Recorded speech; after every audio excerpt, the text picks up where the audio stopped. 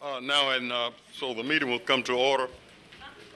I want to establish some ground rules if possible. There are a considerable number of people here who want to speak to the item 6 on the agenda.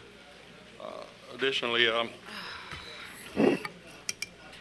hopefully I can go ahead on and take that item first.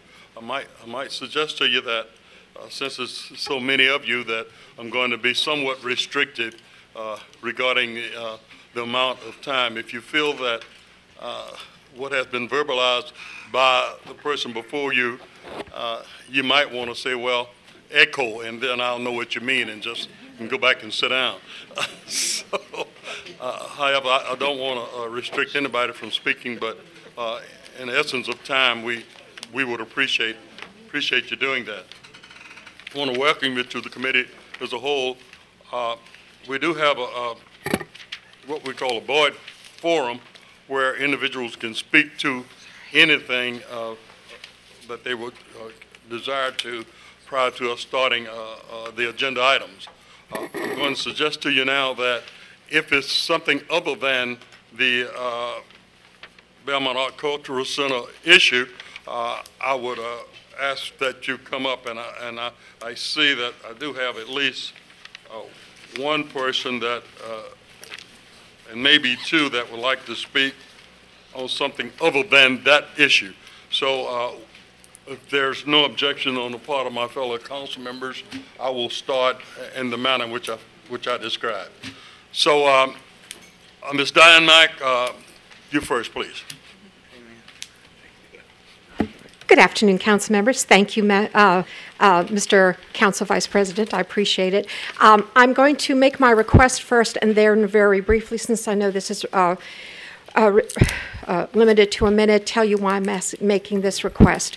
My request is that the council consider putting on the next Committee of the Whole agenda as a discussion item changes to your public information policy. Okay, that is my request. Let me tell you why. There was to be a public meeting to review the plans for the Legion Field Center. Councilman Townsend, if you hadn't mentioned that that was coming up at that city council meeting, the last city council meeting, for which I am very grateful, those who had concerns about the library portion of that community center would never have known about the meeting. But because you made that announcement and I was at the meeting, I got the particulars from Neighborhood Services, I sent out the email, and it was only because of that that the library board, your library board, knew about that meeting. And so I hope that you review your public information policies, only address, and this is information, this isn't participation, only address legal advertisements and public service announcements. And in this day and age, we need to have every public meeting noticed on the website, and these non-regular meetings are not. And that is my request. That is the reason for the request, and I do hope that you will put that as a discussion item on your next agenda. Thank you. Thank you so very much, and I'd like to apologize because that meeting did occur in my district, and additionally I had some cards that were supposed to go out, and I think they're still on my dresser, so I didn't get an opportunity to send them out, and that's an issue that we really will, I think, will want to look at. Councilwoman DeWeese. I just very quickly wanted to mention to Ms. Mack, we had discussed an updated policy for public information early on in the first year, and I apologize, I've had my computer replaced since then. I'll find out what that is and get that information to you, because there was a great deal of discussion on what we may and may not want to do to improve our policy, so that may help you as well as we get started. Thank you, Mr. Vice President. Are there any other? Yes.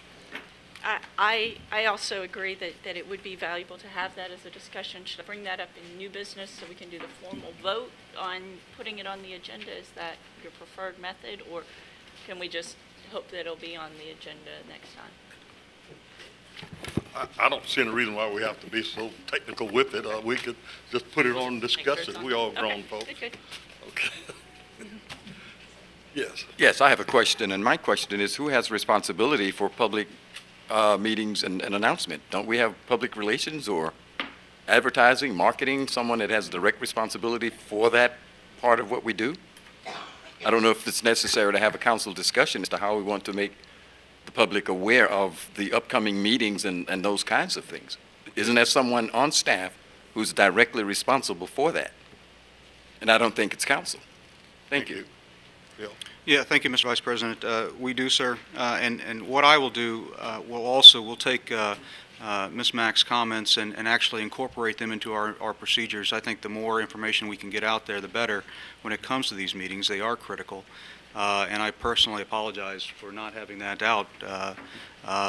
It was the information was out according to current policy, but I think Ms. Mack is absolutely correct. We've got lots of other avenues probably since that policy has been enacted that we can look at that. And I must also add that since we have a new MIS administrator, I will sit with him tomorrow morning and specifically talk about this and get some suggestions from him as well. Thank you. You're not going to continue on that conversation, are you? Well, I was just making sure we'll still discuss it at the next meeting. Yeah, okay, we'll do that.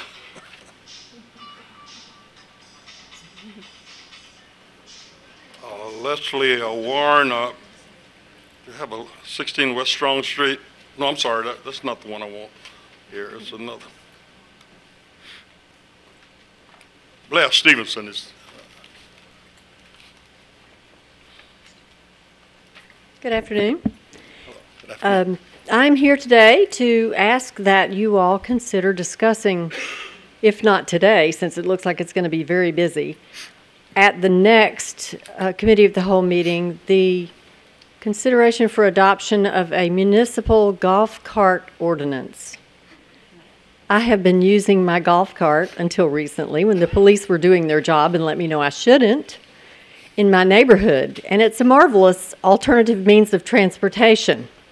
I've had opportunity to speak to some of the city council folks about it so far. Sorry I haven't covered everyone, but I was advised by first Larry Johnson and then to contact Sam Hall, who let me know to come today and ask that you all add this to your discussion either today or for next time. It's a marvelous means of transporting yourself in a small community area. Lots of folks already do this, not aware that there is no municipal ordinance which allows us to do that. I have done a lot of research, looked up the state law, and indeed you do have to have a municipal ordinance to allow it, or you have to pay a lot of money and buy something that is street legal. I'm hoping that we can do the municipal ordinance. It lends itself to a marvelous way to have a better sense of the community and interact with your fellow residents and take your dog somewhere on a street that's very busy that doesn't have sidewalks yet. Take an 80-year-old friend with a casserole dish to a Thanksgiving dinner and have lots of fun and fresh air while you're at it. Not fire up a gas-guzzling machine and encapsulate yourself in a vehicle so you don't have as much interaction with your neighbors as you get around. I think it's just a wonderful thing, and lots of other folks do. I will be glad to act as a sort of expert if you would like to have some help in the discussion regarding the laws and regarding the fact that you can have inspections and decals so that these folks who have proper safety items on their vehicle can be recognized easily by having a decal and pay the city some money to obtain that decal. So we won't just be having folks spending their time, the police, looking at the vehicles and the city not getting any money for it. Thank you. You're welcome. If council doesn't have any objection, we'll take that and we'll explore it, and Reynolds we'll get together and just explore it and try to determine whether we could put it on the next committee as a whole meeting. Okay, so it would be the next one, not Yes, this one. right. I just wanted to know whether to hang around or Yes. not, but I'll be here at the next one, and thank you so much. I appreciate it. Thank you, Ms. Stevenson. Appreciate it. You're welcome. Okay, have Pat Reagan, you didn't have a subject that, which you have something different other than the Belmont. Yeah. Okay, Council, and I guess for procedural purposes, this is a agenda item 6. Should we go ahead on and have this during the board forum now, or go ahead on and use it as an item? Okay, why don't we go ahead on and take it as an official item, item 6. Are there any other, I don't have any other board forums, so we'll go directly into the meeting and take item 6 under the agenda, and then we'll have comments. Mr. Vice President, Yes, sir. I just had a quick question about the last request, and I'm wondering, how does the Department of Motor Vehicles treat golf carts? What would be there? If we could add that to the list of finding out whether or not we can even do that. We need to know how they are viewed by the Department of Motor Vehicles, if it requires a tag, et cetera, et cetera. Yep. Got it. I've already got the information, and I'll be glad to share that when we have that. Wonderful. And I can share information beforehand if you like, email around What I'd like to do is have it as a committee as a whole agenda item at the next meeting, and all of those issues that are surrounding the golf cart will be discussed then and not now. Wonderful. Thank you. Okay? Thank you. All right, item number 6. Bill? Thank you, Mr. Vice President. Item number 6 is lease with First City Arts Alliance Incorporated, doing business as Belmont Arts and Cultural Center. The recommendation is that City Council authorize the mayor to lease the city-owned Long Hollow property, former Public Works site, to First City Arts Alliance Incorporated, doing business as Belmont Arts, for the purpose of creating an arts and cultural center on the property and making improvements to the existing structures. Move to approve. Moved and second. Comments? And council member, we have a considerable number of folks who would like to speak to this. And before you speak, if they don't want to speak before that, you can, or we'll hear the audience first. I'm fine. Fine with that? Okay. Ms. Reagan?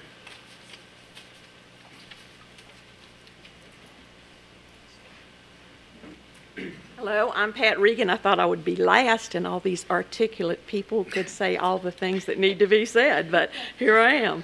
I live at 120 West Bernard Street, and the one thing I have observed as an artist when I go to other cities, if they have a vibrant arts community, performing and visual arts, people want to live there. So the one thing that I'm interested in, of course, is to help Belmont in any way I can to move to this area. People really want to work and live in these areas. We have some vacant lots there. We have houses that need to be renovated. And one of the things that I was supposed to speak to is how this would enrich the city coffers. And I think that when you have a situation like this, people will move in and want to live there, so of course then you can tax those people. So that's one of the things that I wanted to talk about. But one of the big things that I really liked about where this art center will be situated, it's in Long Hollow, which is between North Hill and other neighborhoods, so that you have got the Horace T. Williams Greenway, which already has community gardens, and of course it's starting, the landscaping and everything looks so nice. That would link the East Side neighborhood with Long Hollow, and then of course Long Hollow is next to North Hill. And everybody I've talked to, by the way, supports this. So we would have, and if you haven't seen this information on the Horace T. Williams Greenway framework plan, I think it's really exciting. I was not aware of it, and my daughter found it and said, "Mom, you really need to look at this." So I think it would enhance, our neighborhoods and link them together. And this is the big thing, is neighborhoods being linked together and not separate entities. And as an artist, of course, I'm excited about the classes, the prospect of all different kinds of classes there, and we already have open books. They have classes, they have a bookstore where you can get books. We have the Makers Group. We have all sorts of things going on there, so it's not just the arts. It's a combination of many, many things that will enhance that neighborhood and, like I said, make it a very desirable place. So I am very excited about it. Thank you. Thank you. David Bailey. Council members, good afternoon. Thank you for taking up this item and all the other items that you're entertaining today. Just to make sure this happens at some point, I want to ask everybody that's here in support of the Arts Center and this lease, if they would stand up, just so the folks that don't speak, you'll know that we do have a lot of supporters. Many couldn't be here. Thank you. I'm going to talk a little bit about two items, the history and perhaps a little bit about the lease itself, and I will make it quick.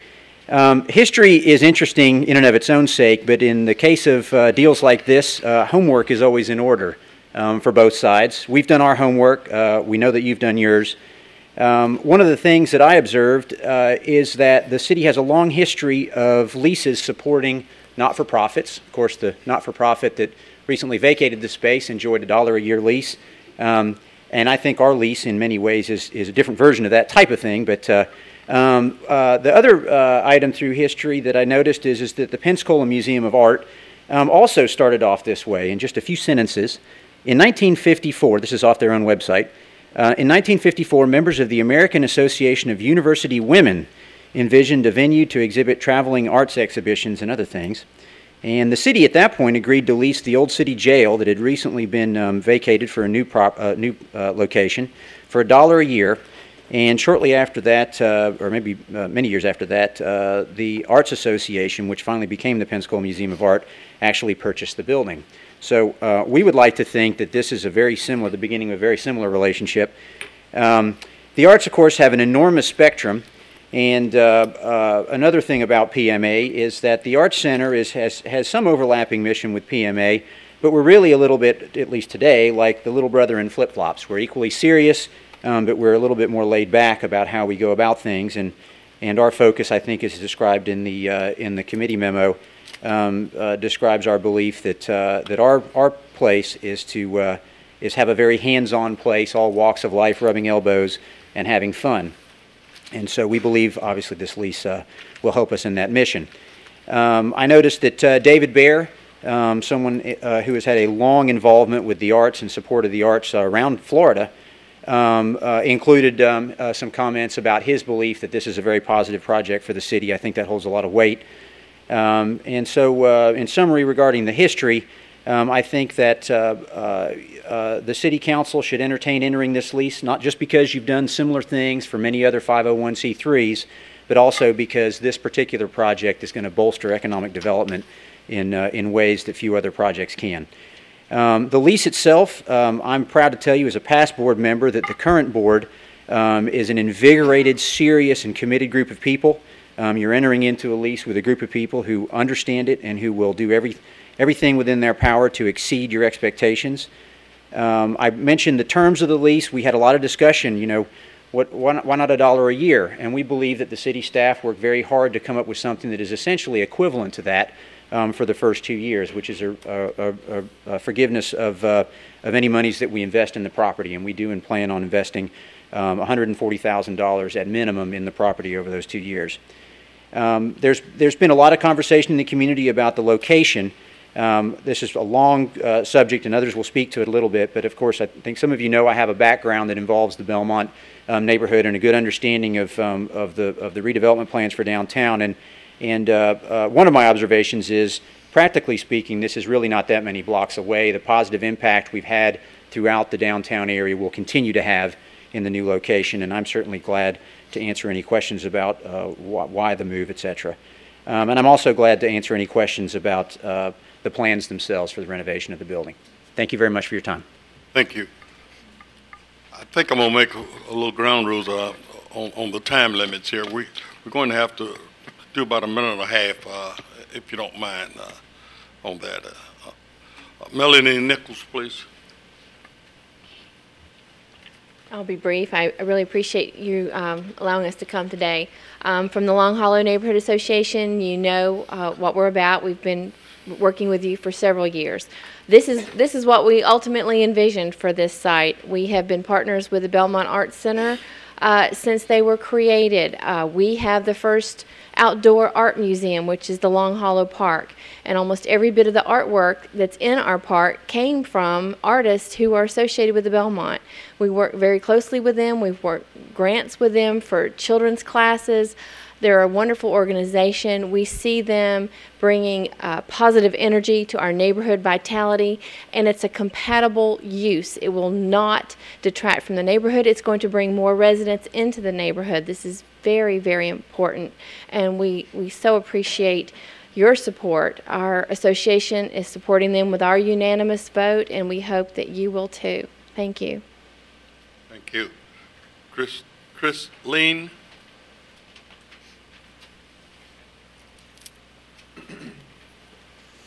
Thank you. I'm Chris Lynn. I'm the Department Chair of Visual Arts at Pensacola State College. I also would like to speak on behalf of the Belmont Arts Center and what we do at the college with our community outreach. I think this is a great organization, and we are wholeheartedly behind this move. I think also there's many things we've been talking about with the Belmont Association about ways to partner with other things.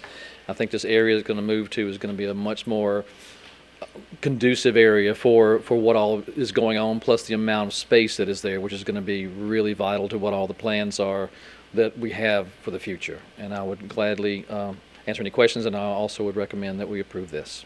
Thank you. Thank you. Thank you. Tina Pennywell.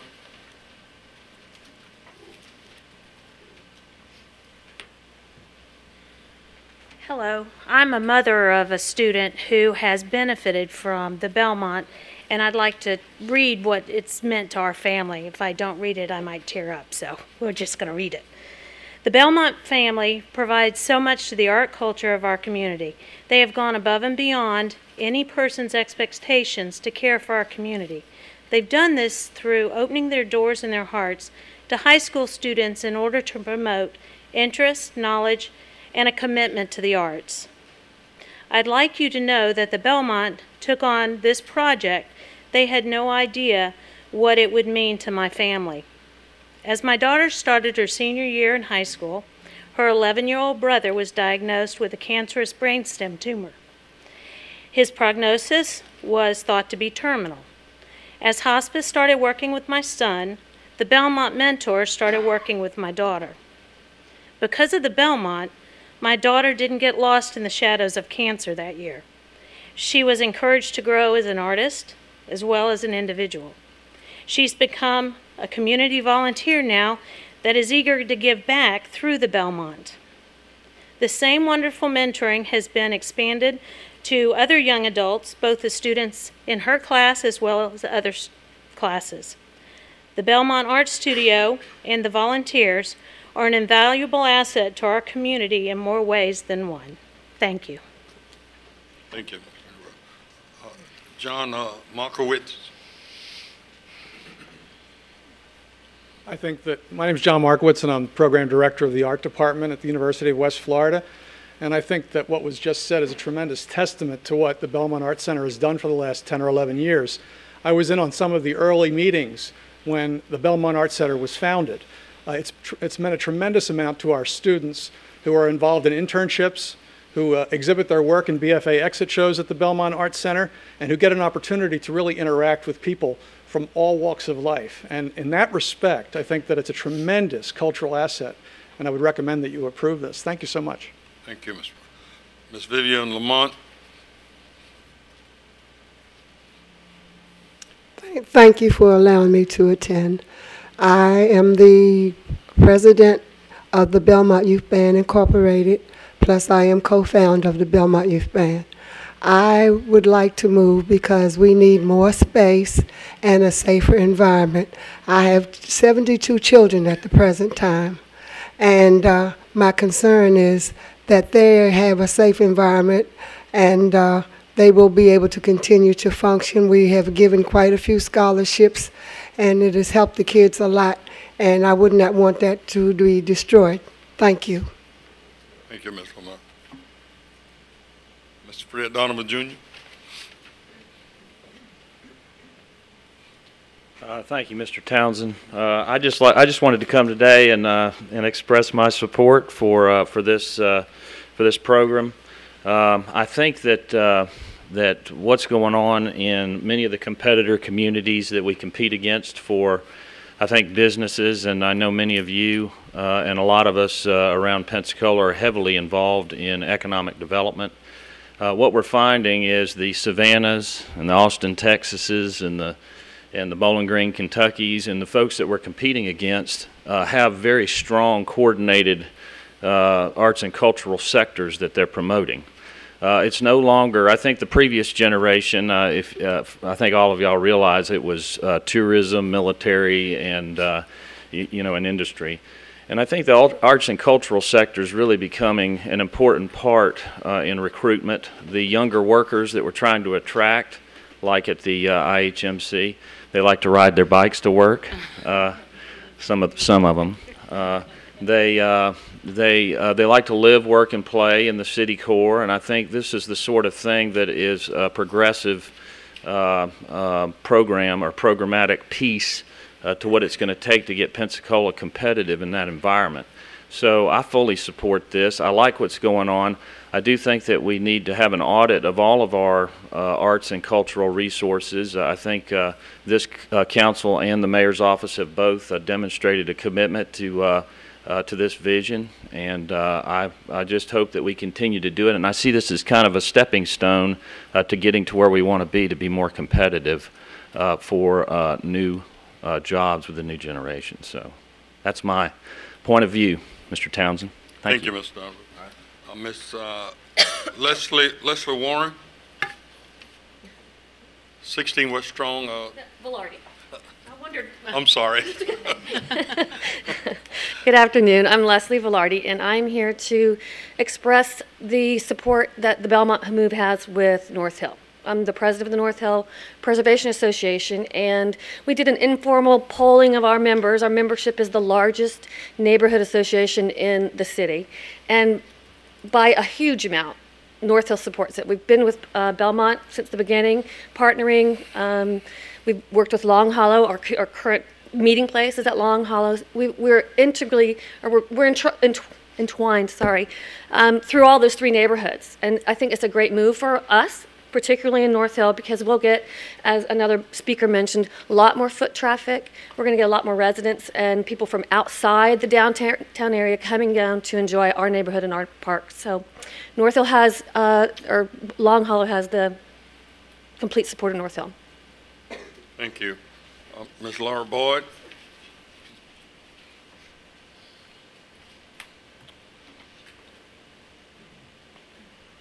Good afternoon, council members. Thank you for these opportunities to speak. I speak in favor of the Belmont Arts and Cultural Center. I speak in opposition to its move to Guillemard Street. I would hope that the council would consider ensuring that the area that's being left, when Belmont Arts and Cultural leaves the Belmont and De Villers Street, I would hope that we would do more to enhance that area. And so all the positive things that I've heard are actually true, and I have to agree with them, but I would wish instead that all of those positive changes could be focused and centered more on the present area. Thank you. Thank you, Ms. Boyd. Okay, council, that's all of the cards that I have for this. Councilwoman Louise. Thank you, Mr. Vice President. And we heard from the citizens their support of this and one concern, and I agree that we need to address Belmont and De Villers area as well. But I wanted to speak to council in my support of this, but point out a few things that I think are important. How this all ties into a lot of our strategic goals. And when I came on council, I've mentioned a few times, I met with Long Hollow representatives, and I see them as an example of the success of creating a neighborhood. They had a vacated building that the city had in that area. They've recreated that neighborhood. When you look at the Hollis-Williams plan and the vision that Thaddeus Cohen had for that area, this fits right into it. Another thing that we can consider is Manna Food Bank is right next door. And, you know, we struggle with how we activate that space for them. They have gardens throughout the city, actually the county. And the next step is bringing people together and having cooking classes and having people have community. And this area being created with the arts right next door will allow for that as well. The outdoor art that's envisioned for the Hollis Williams Greenway project, that goes right along with this. Something that you can do to take a look at a possible model for this, when I was in Tallahassee in March, is the Railroad Square Park. It is between Florida State University and Florida A&M, obviously on a railroad, thus the name. They've done some wonderful things. They have a really awesome thrift shop. They have some of the converted warehouse buildings where they have this studio space for the artists on the front, and then they live above the art studio coming from the back. So you have storefronts all on one, and then their living spaces out and above in the back.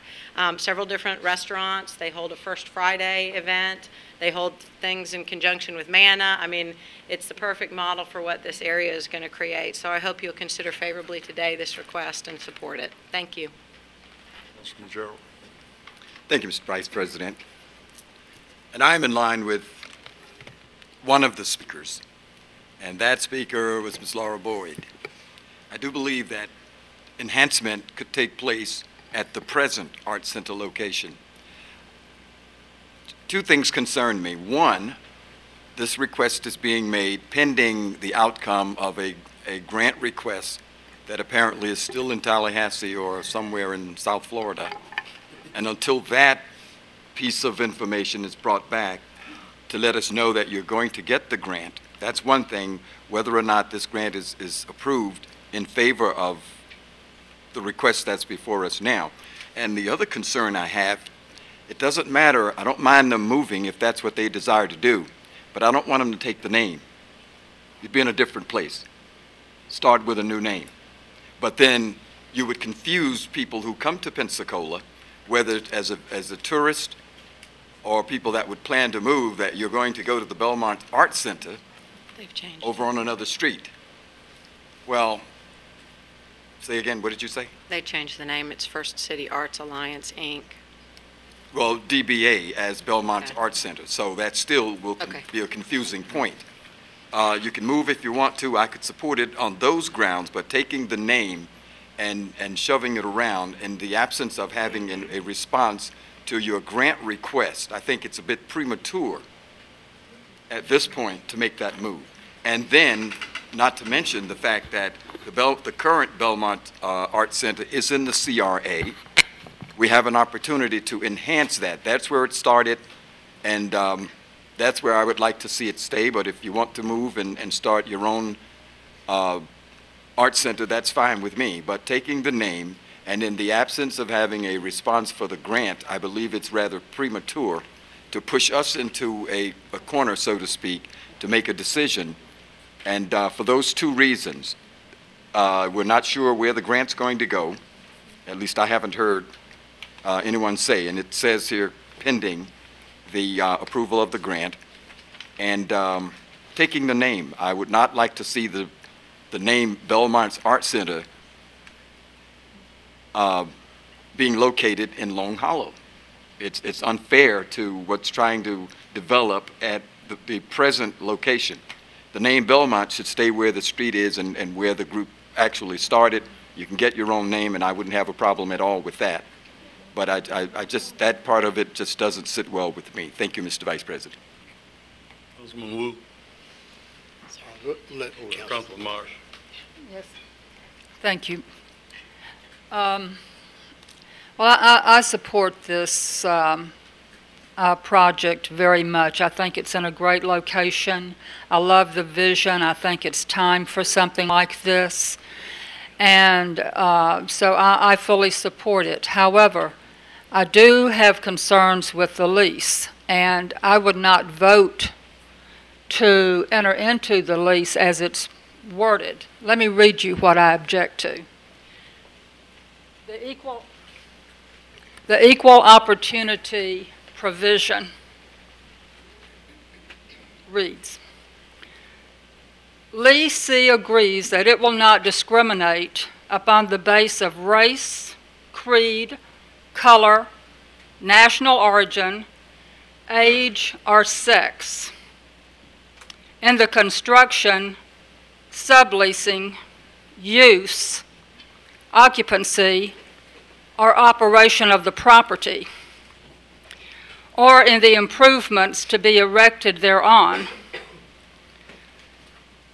Does anyone recognize a word that is missing?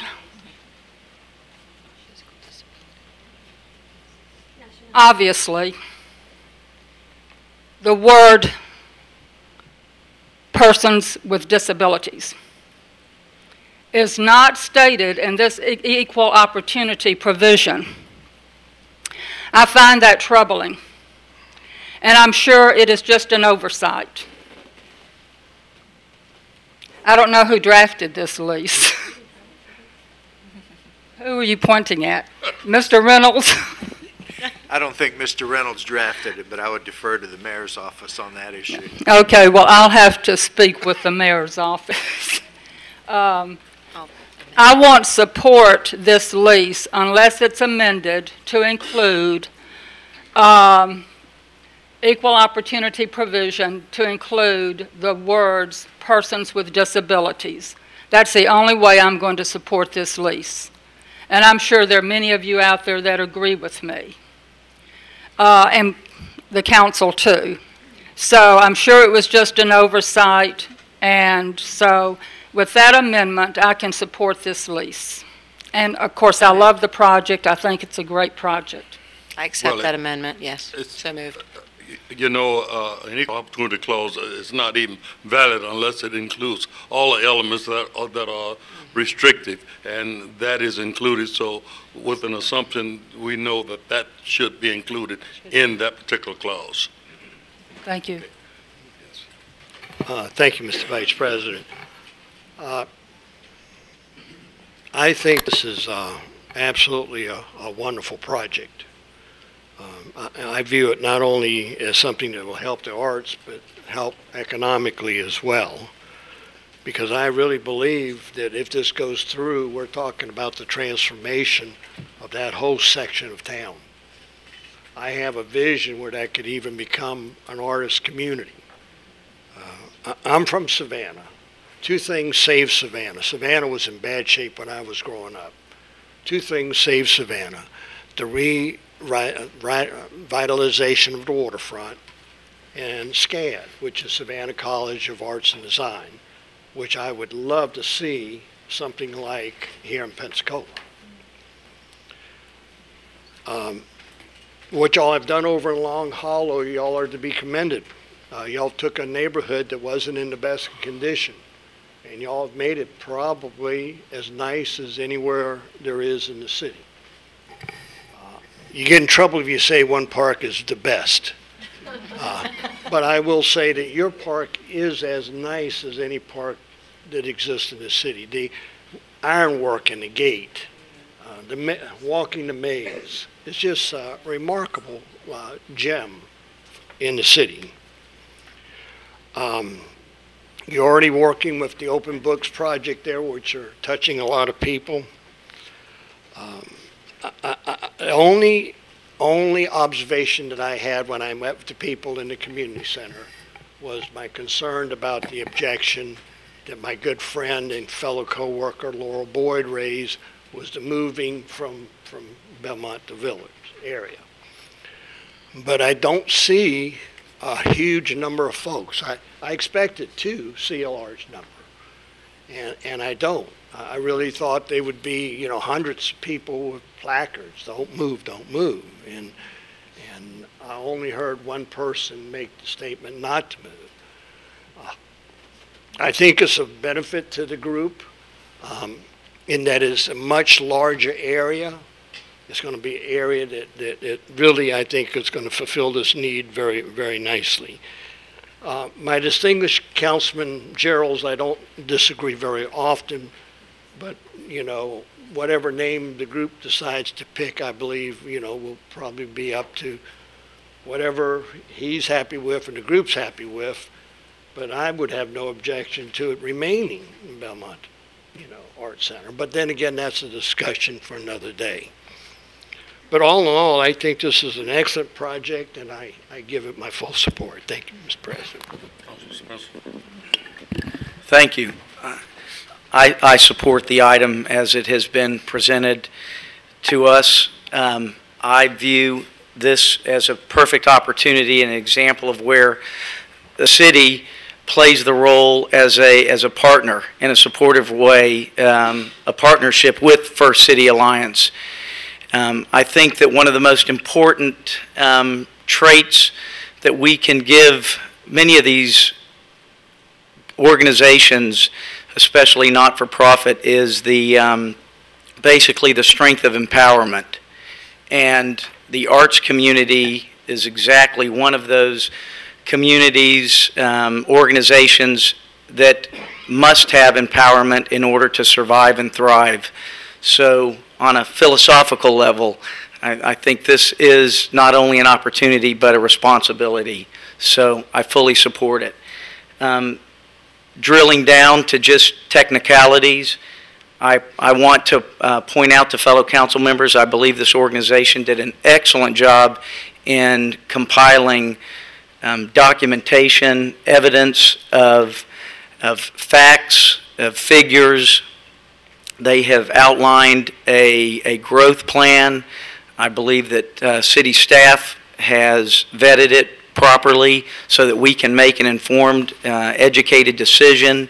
We see that they have an opportunity to enter into a 3-year lease or a 5-year lease, or if they choose to go into a 3-year lease, they have another 3-year option.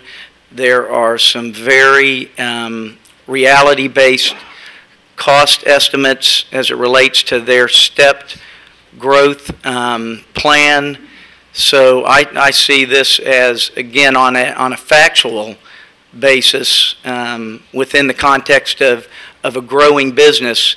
They have had the benefit of some thorough scrutiny and obviously some educated and experienced partners, volunteers that have helped assemble this proposal for the city to negotiate. Finally, I want to remind everyone that there are 2 arts districts that I have visited that this really reminds me of, and that is, one is the Asheville, North Carolina River Arts District, and that is, I think, currently has about more than 20 studios, 20 artists.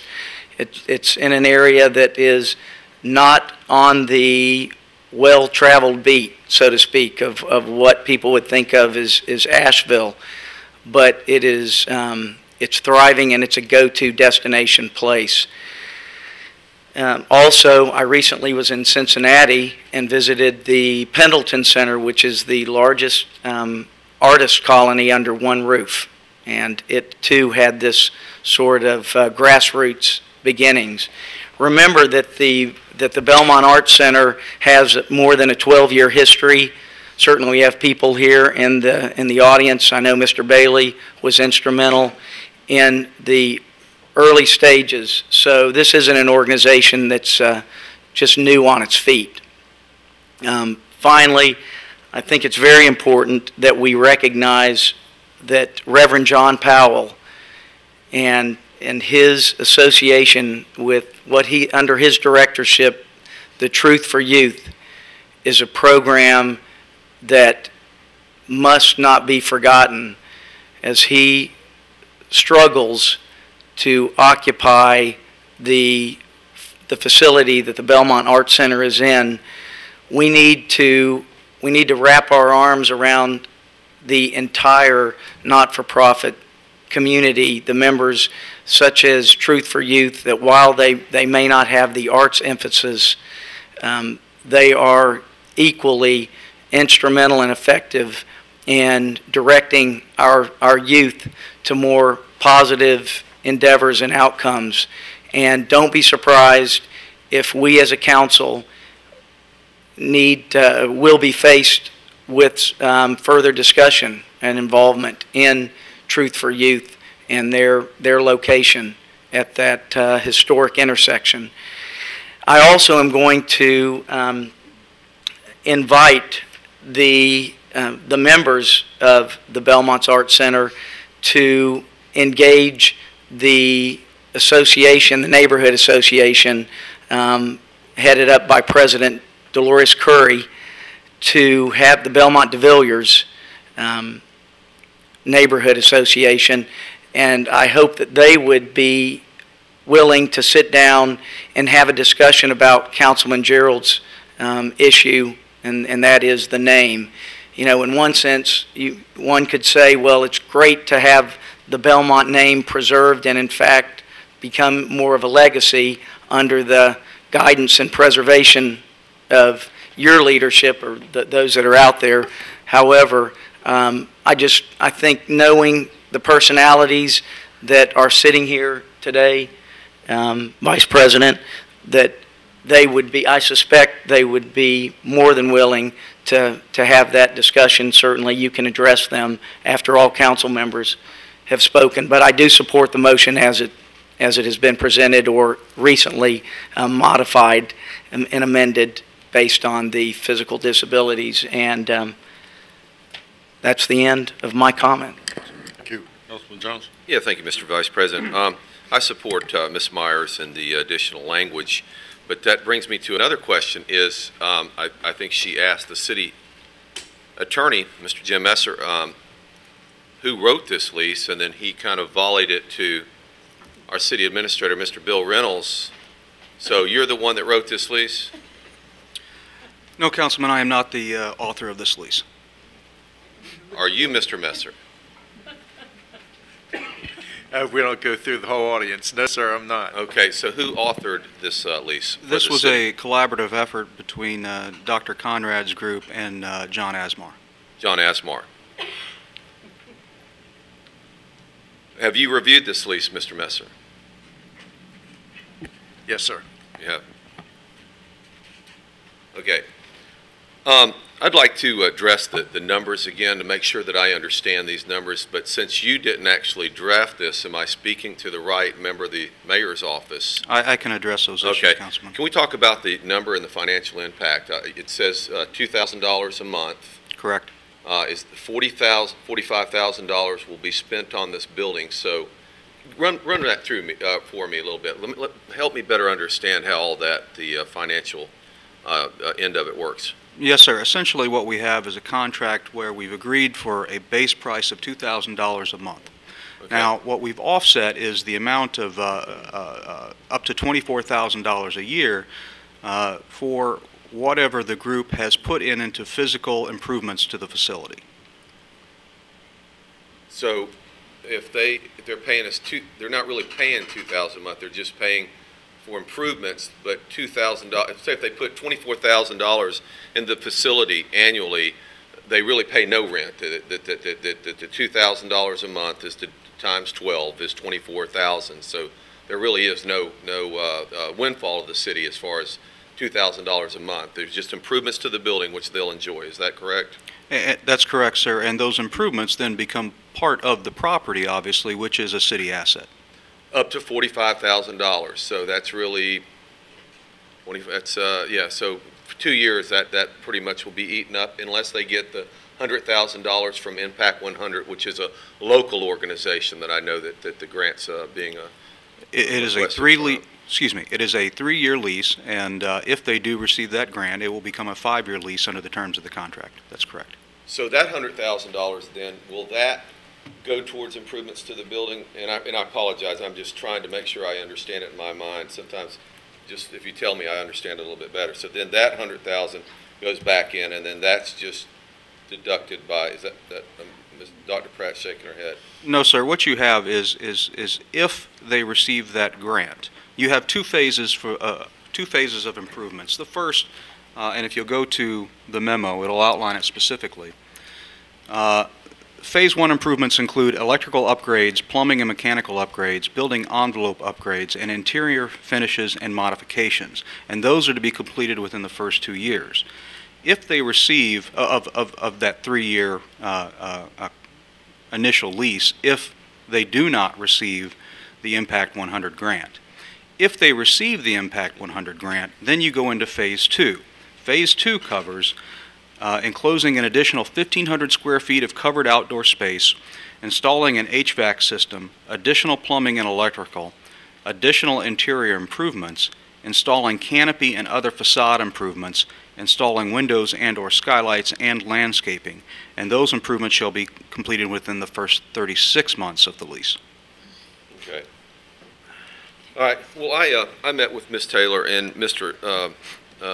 Conrad last week, and had a very pleasant meeting with him. I actually visited Belmont on Friday night and saw a great crowd there. And as many of you know, I'm a supporter of the arts. I think that it's a vital part of quality of life issues with our community. It makes our community more attractive to people looking at relocating, living here, their businesses, etc. So, I'm going to support this today. I just wanted to make sure that I understood a little bit better the financial impact that we have, and make sure that everyone in the audience does. And the other question I had was, it appears to be a triple net lease. That's correct. So they're responsible for that. In triple net lease, people not in real estate, they're responsible for insurance, ad valorem taxes, everything. I don't even know if this would be taxable property with a. I'm not sure how that would work if you have a lease.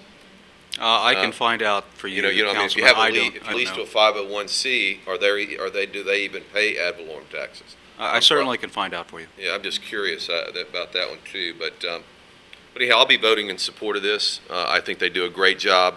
I again support the arts. I was very impressed. My girlfriend and I actually Saturday drove over to the property and looked at the new site that's in front of us today. And I think it would be a really good fit. Thank you. Brett. Thank you, Mr. Vice President, and I won't belabor the point. Everybody has piled on, and I do want to voice my support. This is going to be a great asset to the neighborhood, to the city, and to the region. I think this gives them potential to grow, and I think that the concerns about the moving from the Belmont neighborhood, I do hope that by giving Truth for Youth the more control over that building, they will be able to be an asset for that neighborhood as well. So I think it's a good outcome for all involved. Thank you. Thank you. Mr. Conrad, did you have an issue that you want? I just wanted to clarify about the grant that we are applying for. It is not a state grant, and us moving and doing the improvements does not depend on the grant.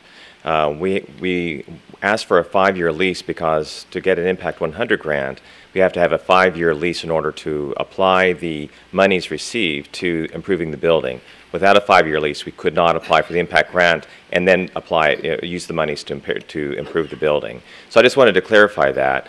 We are not going to depend on the grant money to proceed with this. We will continue with capital fund programs, and we will continue to raise money in other ways as well, but it does not depend just on that grant.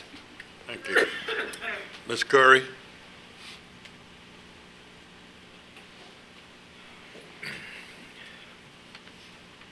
Good afternoon. Good afternoon. Dolores Curry, President, Belmont DeVillas Neighborhood Association. Yes, Mr. Wu, we're here. We discussed this at our meeting last month. We were aware that the move was coming. We hate to see them go, but we realize that they have outgrown the space where they are.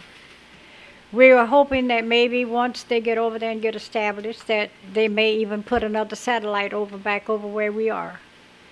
Our loss is North Hill's gain, but we really hate to see them go. But we have no objections. Any questions? Thank you. Anyone else from the audience? Okay, Council. Any other comments? Yes. Cheryl.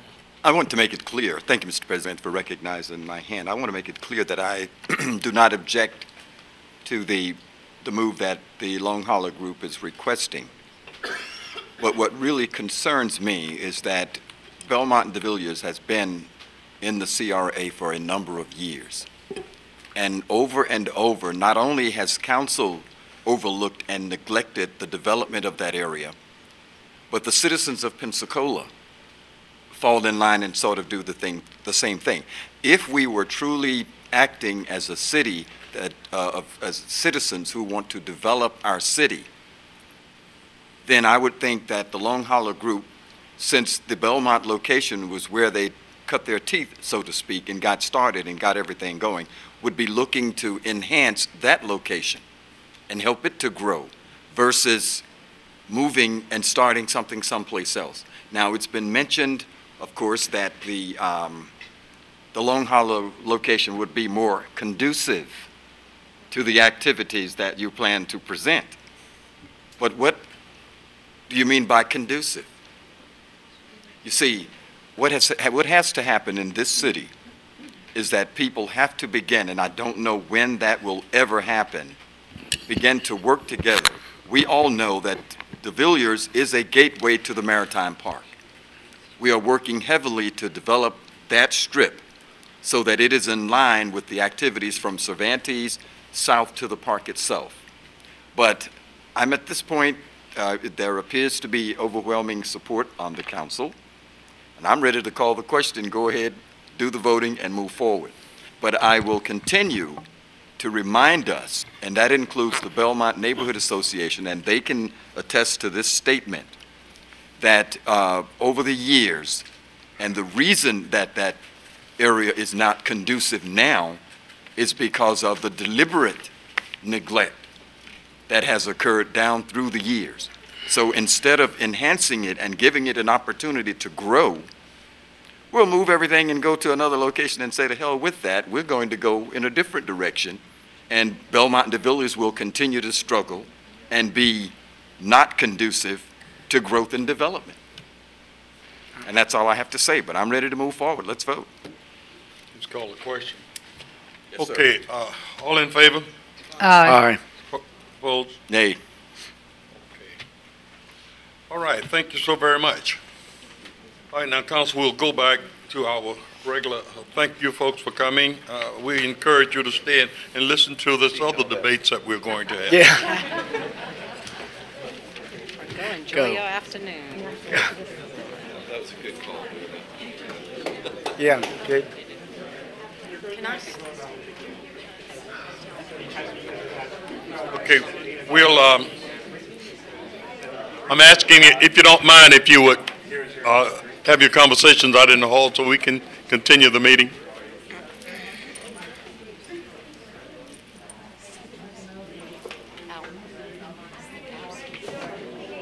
The difference is, this is not city-owned property. Okay, on the council action, we have one item, audit selection committee. There are numerous emails, documents that are going around regarding this particular agenda item, and I know Councilwoman DeWeese had raised some issues regarding the selection committee, so I would like to get a clarification now, for reconsideration of something that the council has done. Do we need to get involved any of that regarding this particular action? This particular agenda, do we have to have any kind of reconsideration, or this is new? I'm trying to get a handle on just how this should be handled.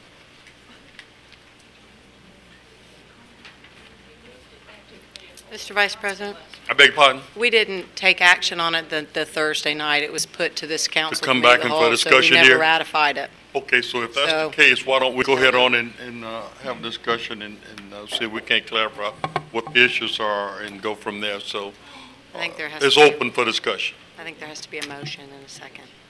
I beg your pardon? There has to be a motion and a second. Okay, With the motion. the recommendation that City Council appoint a council member representative to participate in the audit selection committee. That's the recommendation here that we have. Do we have a second? A motion? Yes, I make a motion that the city council appoint a council member representative to participate. I'll second for discussion. Well, that's what I'm gonna need for, a second, okay. All right, it's been properly moved and second discussion. Yes, Dr. And I'll explain why I seconded for discussion. We do need to work on this audit. If this didn't get any motion, I think we would then really be in a convoluted position because we have to do the audit. There has to be a process to do it. And so I don't know where we would go from there. And I do think that we all are in agreement that there would be a council member at least on that. But I do think that I would like to have more discussion. I guess I was thinking this would have been more of a discussion item because the issues that Councilwoman DeWeese raised last week or so were a little broader than just appointing a council member. I think that, and so I hope that you will give the discretion on the conversation to extend beyond the question of just appointing council member, but more broadly to how this process is done and the composition of that committee. Yeah, there appears to be some additional, disagreement as to how the process is going, and I would like to have some real good clarification, and there's at least 3 or 4 documents that you have received which give some information as to what process we should be following or should not be following. There's a reference to a motion that was made in February regarding the process, and staff went about doing what they should do regarding putting out RFP, et cetera. And we got to this point, Councilwoman Louise raised some issues, so what I'd like to do is get those issues on the table here, and let's discuss them and see where we are. And all of you have received copies of the email, et cetera, right? And city staff's comments and other comments that we have received regarding this. So to ensure that we are going to have a viable audit following the prescribed procedures as to how we should do the audit, I think it is incumbent upon us to ensure that we follow and we are doing what is right. So with that being said, please. Thank you, Mr. Vice President, and I almost wish I didn't care. It would be a lot easier if I had just let this shuttle on by us and not brought up a concern. And I know when this came to us, we don't have a staff person that looks at our policy and compares it to the legislative branch concerns, and we are sorely missing a person at this point because this would have been something that would have been part of the discussion.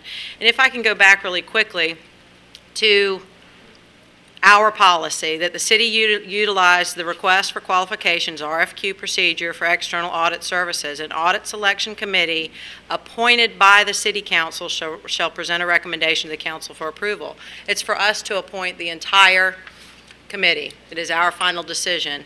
Back in February when this came up, it was the question of, as a discussion item, whether we wanted to put it out for RFP or not. And I'm not sure if I made the motion or seconded it, but my greatest concern was that we do an RFP. I'm not certain of how long the current auditor has been our auditor, but it is in the 17 to 18 year minimum, if not almost 3 decades that they've been the auditor. So it's time to get a fresh set of eyes possibly, or at least ensure that we have that opportunity by looking at other respondents. So the wording that was approved in the consent agenda, I apologize for not catching the exact wording of the makeup of the committee, but that would have been something that I would have thought would have come back to council anyway. So to have done the RFP and then bring it back to council at this point is where I see the issue and the breakdown in communication.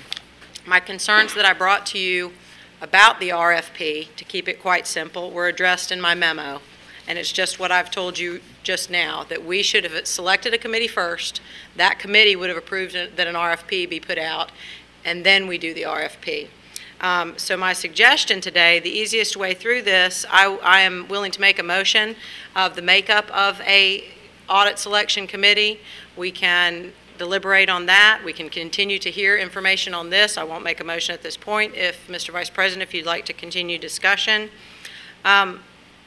My concern in us being involved in this is that when we transition government, let's go back and think about those on council that did the transition. We had a huge amount of information to transition over, from the city manager to the mayor, the wording of it strictly.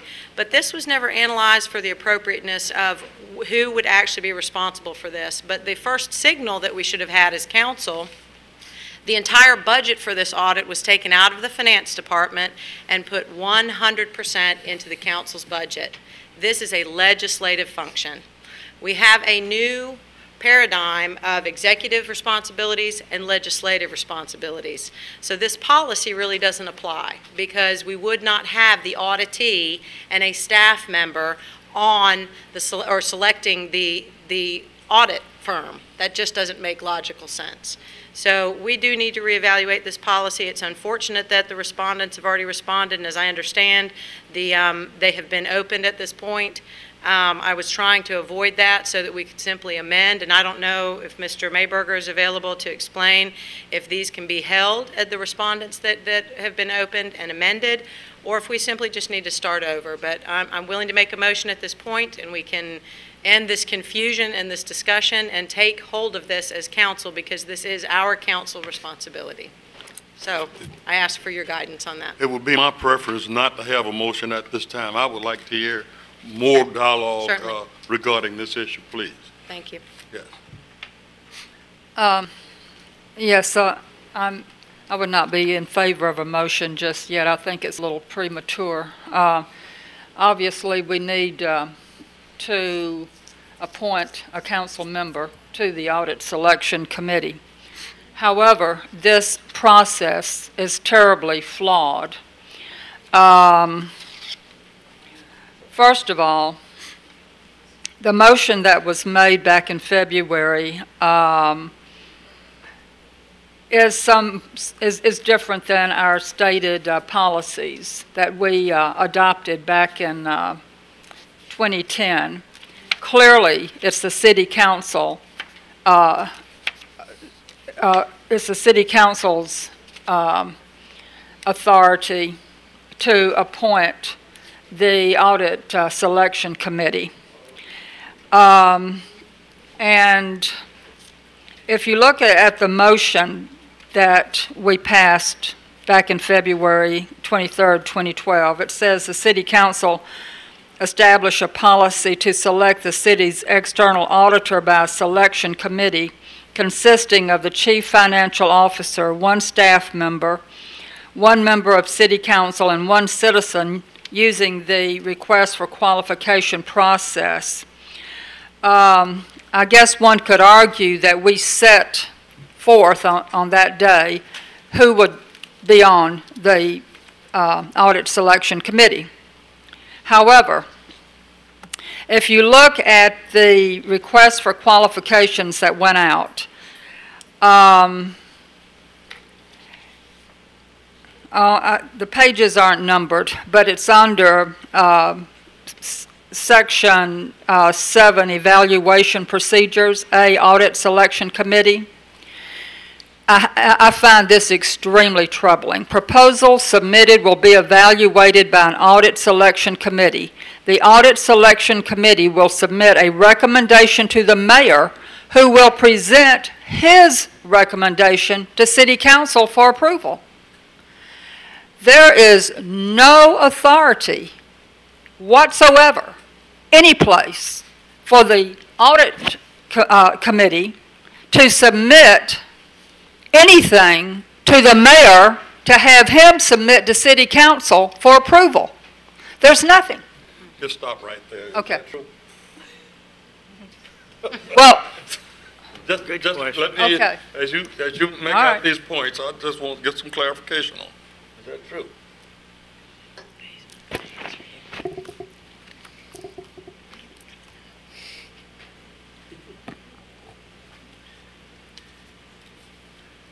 Now, if the question is, does the state statute provide some sort of mechanism for the audit committee to report to the mayor and the mayor to make a recommendation. The answer is no, it doesn't. And what Councilwoman Myers said is correct.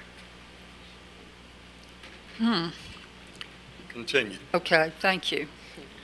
I'm referring not to the state statute, but to our own policies and procedures, and the motion that we passed back in February makes no reference whatsoever to the mayor appointing a person or making any recommendations.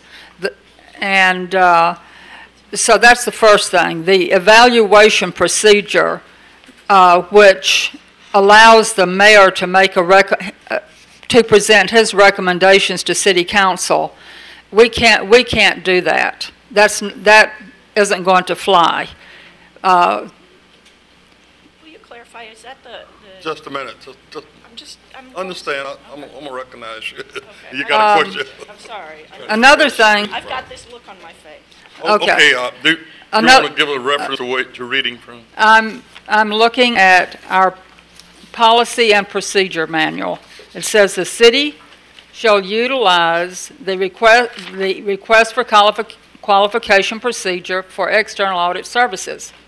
An audit selection committee appointed by City Council shall present a recommendation to City Council for approval.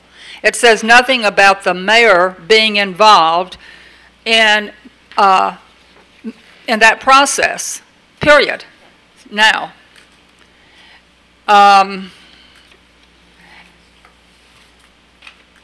going back to an issue that Councilwoman DeWeese brought up, this is being paid for out of the council's budget. So clearly it is a council and legislative function.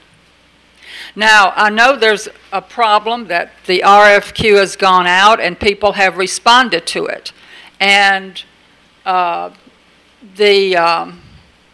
mayor's office is concerned that the process go forward because this RFQ has gone out and people have responded to it. Now, I can see where this issue can be fixed by us, one, setting up an audit committee, but allowing the process that's already in place to continue. However, we cannot approve, I guess we could, but I'm not going to, approve the audit selection committee submitting anything to the mayor and the mayor submitting his recommendations for approval to the City Council. That part of the RFQ, I don't think that we can support because it's would be in contradiction to our own policies and procedures. And so I don't know how we go from forward. I think there's a way we can go forward, and maybe Councilwoman DeWeese, her motion may address that, but these are my views. I'm not willing to go forward with the process as stated in the RFQ, for sure. Thank you. Are there other comments from council members? Yes. You know, I'm trying to follow this a little bit, and I think I've got it, but Mr. Messer, can you help me understand this a little bit better? And is Councilwoman Myers accurate or not accurate? And could you kind of walk me through this process a little bit, the best way that you're reading it and interpreting it? Thank you, sir. All right. Just let me read the state statute, just the pertinent parts, so we understand the law. Okay. Now, this is just the law with nobody's interpretation. Okay. The governing body of a municipality, that's us and that's you all, Sure. shall establish an audit committee. The primary purpose of the audit committee is to assist the governing body, the City Council, in selecting an auditor to conduct an annual financial audit as required under the law. Your policy, council policy, states that the city shall utilize the request for qualifications procedure for external audit service. An audit selection committee appointed by city council shall present a recommendation to city council for approval.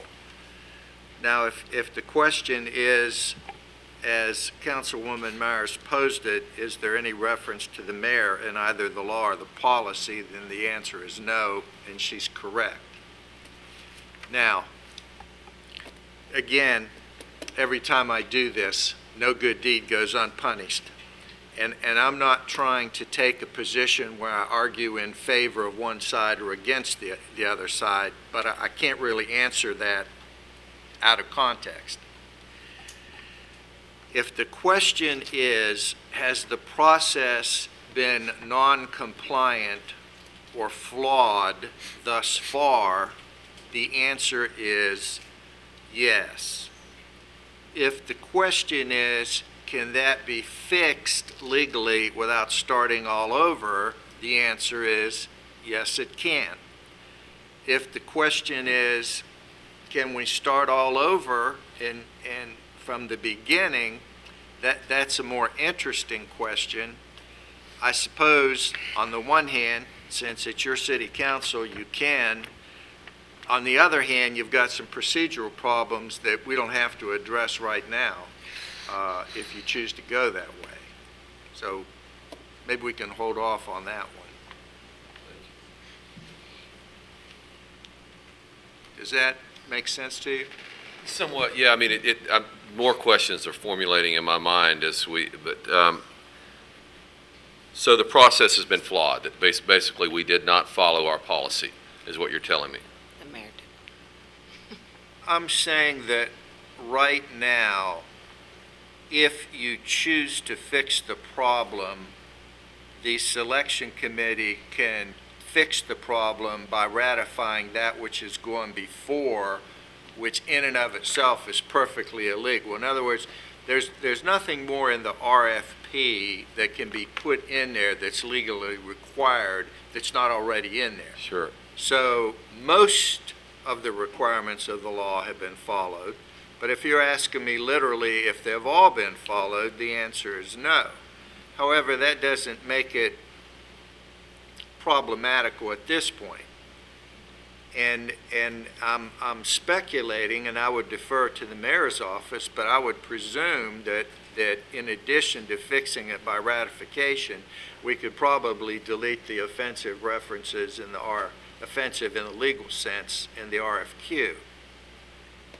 But I would defer to the mayor's office on that. Now my mind's working out. So let's just say if we didn't do that and we followed through what is presented, we voted and accepted this, but if we did not ratify it before us today, say one of the respondents to the RFP could actually sue us because we didn't even follow our proper policy.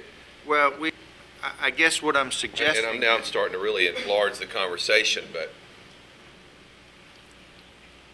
We didn't follow our policy, but yet we put an RFP out there. It's been responded to. If we don't ratify it, as you've just said, then we're really setting ourselves up for legal action by the person that was. I mean, they could challenge this whole process. What I'm saying is we don't know that yet, and the problem can be fixed through ratification without ever getting there. But right. That's the option of the selection committee. And I'm suggesting that that's the only option they have, because as a selection committee, they would have established the same factors in the RFQ that are in there already. In other words, there's nothing more. Had you done it properly, there's nothing more that could be in the RFQ that's already there. Did this come out of the sixth floor? I mean, how did we get here? I mean, who started this quagmire? I mean, was it who started this? Can someone answer me that? I mean, why wasn't policy followed? Well, thank you. Thank you, Mr. Vice President. City Council policy has been followed. Here's what happened. In 2005, you had a law change. In 2007, this City Council followed the same procedure they had used previously throughout this whole process and did not catch that law change. Essentially, that law change is this. It requires a procedural action, which was not followed in the last time that we did this, but it requires a procedural action to have the individual members of the Audit Selection Committee actually have input into the RFP. It's a procedural issue. The actual substantive requirements in the RFP, as outlined by state law, are currently in there. And in fact, this particular RFP also incorporates, as per your February 23rd suggestions or mandates, to also have the GFAO information included in there as well. So essentially, and there's another piece of this that really needs to be brought forward. We are on a significant time crunch for this particular RFP and decision. Staff moved forward based upon the information it had at the time, and based upon the information that this body passed. We put out the RFP. The RFP goes out much like it did in 2007. It became apparent through Councilwoman DeWeese's email that she had some concerns. We went back and looked at it, and she was correct. As I put in my email, we don't disagree that there's a procedural issue here. There is a procedural issue. The key is whether or not that issue can be cured without scrapping this whole process. And the answer, of course, is yes, it can be through the issue of ratification. Sure. We don't have a lot of luxury when it comes to timelines for this particular RFP process. The bottom line is that this body made a decision, very clearly outlined who the individuals of this committee was. It was passed unanimously. Staff acted upon that decision by this body. We are committed to going forward in whatever manner this particular body dictates. I will agree with Mr. Messer, and I think I agree with Councilman Myers as well. In this particular RFP, that language, frankly, comes from, in regards to the mayor's office, comes from the normal process. This is a process that's outside of that normal process because it is specifically a council issue. I've got no problem taking that, once again, procedural piece out of the puzzle, so it comes straight to council. There's not an argument from the mayor's office in that regards, and there's no issue, and there shouldn't be any issues with where we are at this point substantively. Substantively, we have complied with all the requirements, both in city policy and the law. What we are again dealing is with a procedural issue that can be cured. Well, yes. I wanted to speak briefly, and I echo Councilwoman DeWeese's comment that she really wishes she didn't care about this. I don't think there's anyone who's going to overturn and let some crazy thing happen by who's on this selection committee. They're going to select reputable firms. This is just a small piece. But what it says is a much bigger thing that we keep fighting as a council. Mr. Reynolds just said that it was very clear. We said who would be on the committee. It says that the CFO, one staff member, one member of council, and one citizen. Now, we usually appoint citizens to committees. So when I voted for the one citizen, I just assumed we would be nominating him. It doesn't really matter. I don't think there's an evil citizen out there ready to choose some firm. It seems like we're going to end up spending a whole lot more time on this than ever should have been spent. And it's, from my side, it's because of frustration that we're still trying to work out issues. And I think that we're not getting quite the response that we're expecting. The truth is, like if you go down to the citizen issue, we can appoint a citizen just as easily as the mayor can. It wouldn't have been a problem. I don't mind if the mayor gets to do it this time, but why would it not be for the council to decide? So I think that's my frustration is this whole process has been just jiggled around a lot, and it's not necessarily this particular case, but it's just a litany of issues that have continued to come up. And this is one that for us as a council, with the financial oversight that we are required with the charter, we need to pay extra attention, because this is one of the few things we get to do. And so I understand the time crunch. I know we've got to get this done. I know that with that time crunch, there's no time for us to appoint our own citizen, and that we might as well just go with that. But I think that this is just a repetitive thing of where it puts the council in a position that we look like we're evil for spending all this time on it, but it's because we're not given the information, and we're not being part of the process. And I hope that we can fix that going forward, that this is part of the learning curve, but it's been over a year of the learning curve, and I'm hoping they're educable. Well, it's my understanding that we can fix the process and meet the time frame. Did I hear that? That's correct. And the response back to Councilman Johnson, I don't believe there's a legitimate cause of action if, in fact, we stop the whole thing on the part of those who have submitted to RFP. I just don't feel that that would stand the basis because of the reasons and the strong rationale as to the reason why we would want to cancel it. So I wouldn't be overly concerned about any legitimate cause of action from those who have submitted a document. Yes, I want to go over here because Councilman Wu. In my mind, I think one of the dilemmas that we're looking at is whatever we do now is going to set precedents. So it's not a question of a one-time event. Whatever we do, we're talking about historically repeating that event over and over and over for the next 100 years. So the dilemma is not so much what happens on this thing, whether it goes A or B. A or B then determines what's going to be for eons past that. As I understand the dilemma, it boils down to the selection of the committee.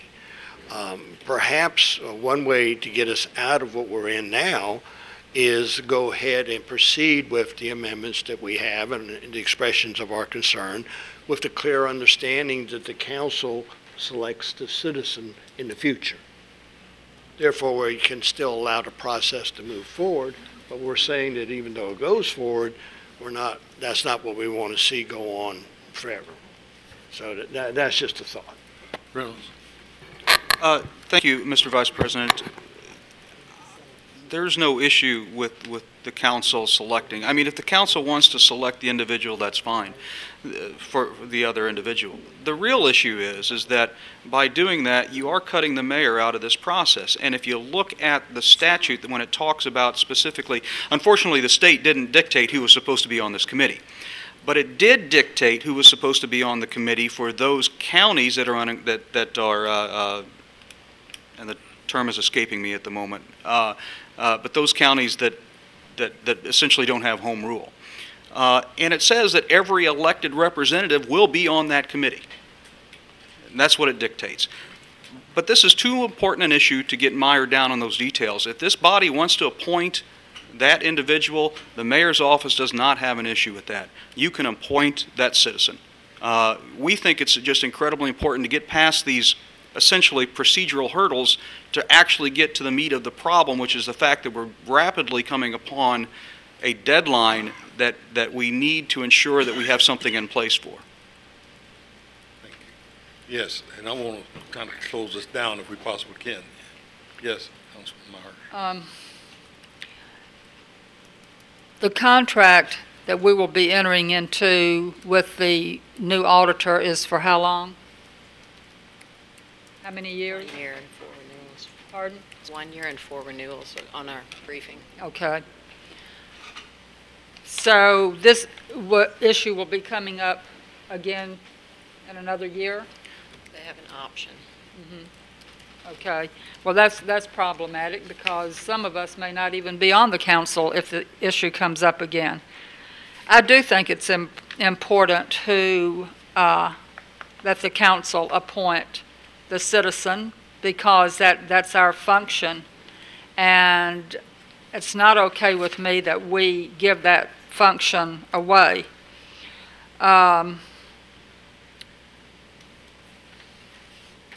So I think that, that we need to be clear that if this is ratified, that the Audit Selection Committee submits the recommendations to the City Council and not the mayor. That has to be taken out of this procedure. So I just can't support this if that procedure is in place. And who is the citizen the mayor has appointed? There's been no appointment at this point. Well, if there's been no appointment at this point, I see no reason why. I mean, there's nothing in the language of our motion back in February the 23rd or in our rules of procedure that allow the mayor to make an appointment. So if an appointment hasn't been made, then we would be shirking our responsibility by not making that appointment. That's my position. I see no reason why we can't make an appointment. Okay. Thanks. I just want to get clarification from Mr. Reynolds. And as I understand that this procedural misstep can be ratified by the Audit Selection Committee. That's correct. Okay, no action necessary on our part. That is correct. Okay. At this point, this body has already set the selection committee membership. And the motion, the actual event for action that's before this body is to determine which one of you will be part of that committee. Right. So, again, ratification, action at the level of the Audit Selection Committee. And so you've confirmed that.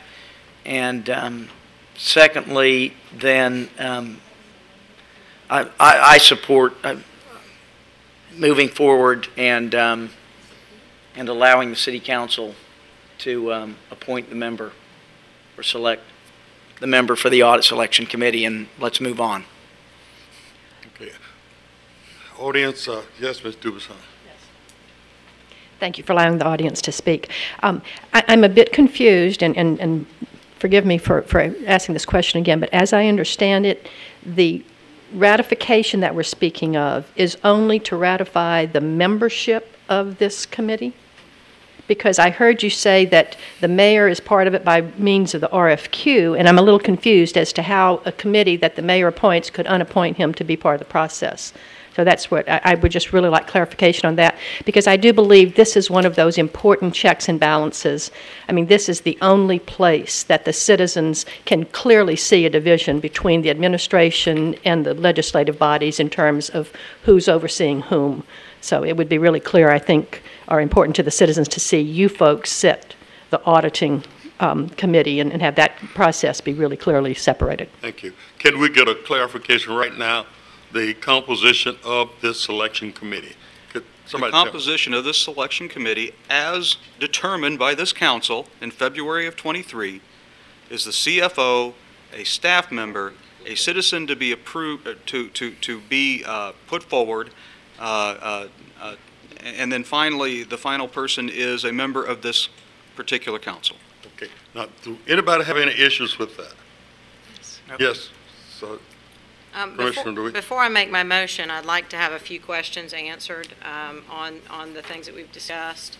There keeps being mention of a timeline. The last contract was signed July 17th, so obviously way past the June 1st deadline that's been set. Who is setting that deadline? That's what I'd like to know. According to who is June 1st the absolute deadline? I don't think the council had set in that. No, I just can't ask directly of staff. Yes. Thank you, Mr. Vice President. That is the direction that we have received from the Chief Financial Officer, and that was confirmed today by Mr. Mayberger in conversations with the Finance Department. Okay. Okay, and I appreciate Dr. Wu bringing up the precedent-setting nature of this. I do want to restate that my first concern was that the selection committee should have input into the requirements of the RFP per state law. And I guess this is concurrence, but it says the office of the mayor does not disagree. So I guess that's they agree. That is of great concern because I know that we say we don't know if anyone's going to sue us, but look at what happened with CMPA and all the mess that had gone on. This is a check and balance. This is the audit. This is such an important part of our legislative duties, and to have it clouded by this is just like the clouds that followed every decision with CMPA. Why do that? Why start with such a mess? I am not certain of the exact wording in the discussion item. In February, it was brought as a discussion item and carried over as an action item. The main concern for this council was that an RFP process be begun and a committee be formed. So I don't know where the breakdown is. I see that the easiest cure here is that we take a look at what we can do now as clean as possible. If Mr. Mayberger is able to tell me this procedural cure that could happen, I mean, there is a taint in this process, otherwise we wouldn't be sitting here discussing curing that issue. But there's several agreed upon procedures that we talked about as council as we worked through last year when I sat as president, and during our July meeting we talked about things that we would want the auditor to look at for the legislative branch. Powers that are absolute on the executive side of the House, but that we need to have assurances are done. We have outside agencies. We used to have long deliberations about that. We no longer have that anymore. It's part of the mayor's budget.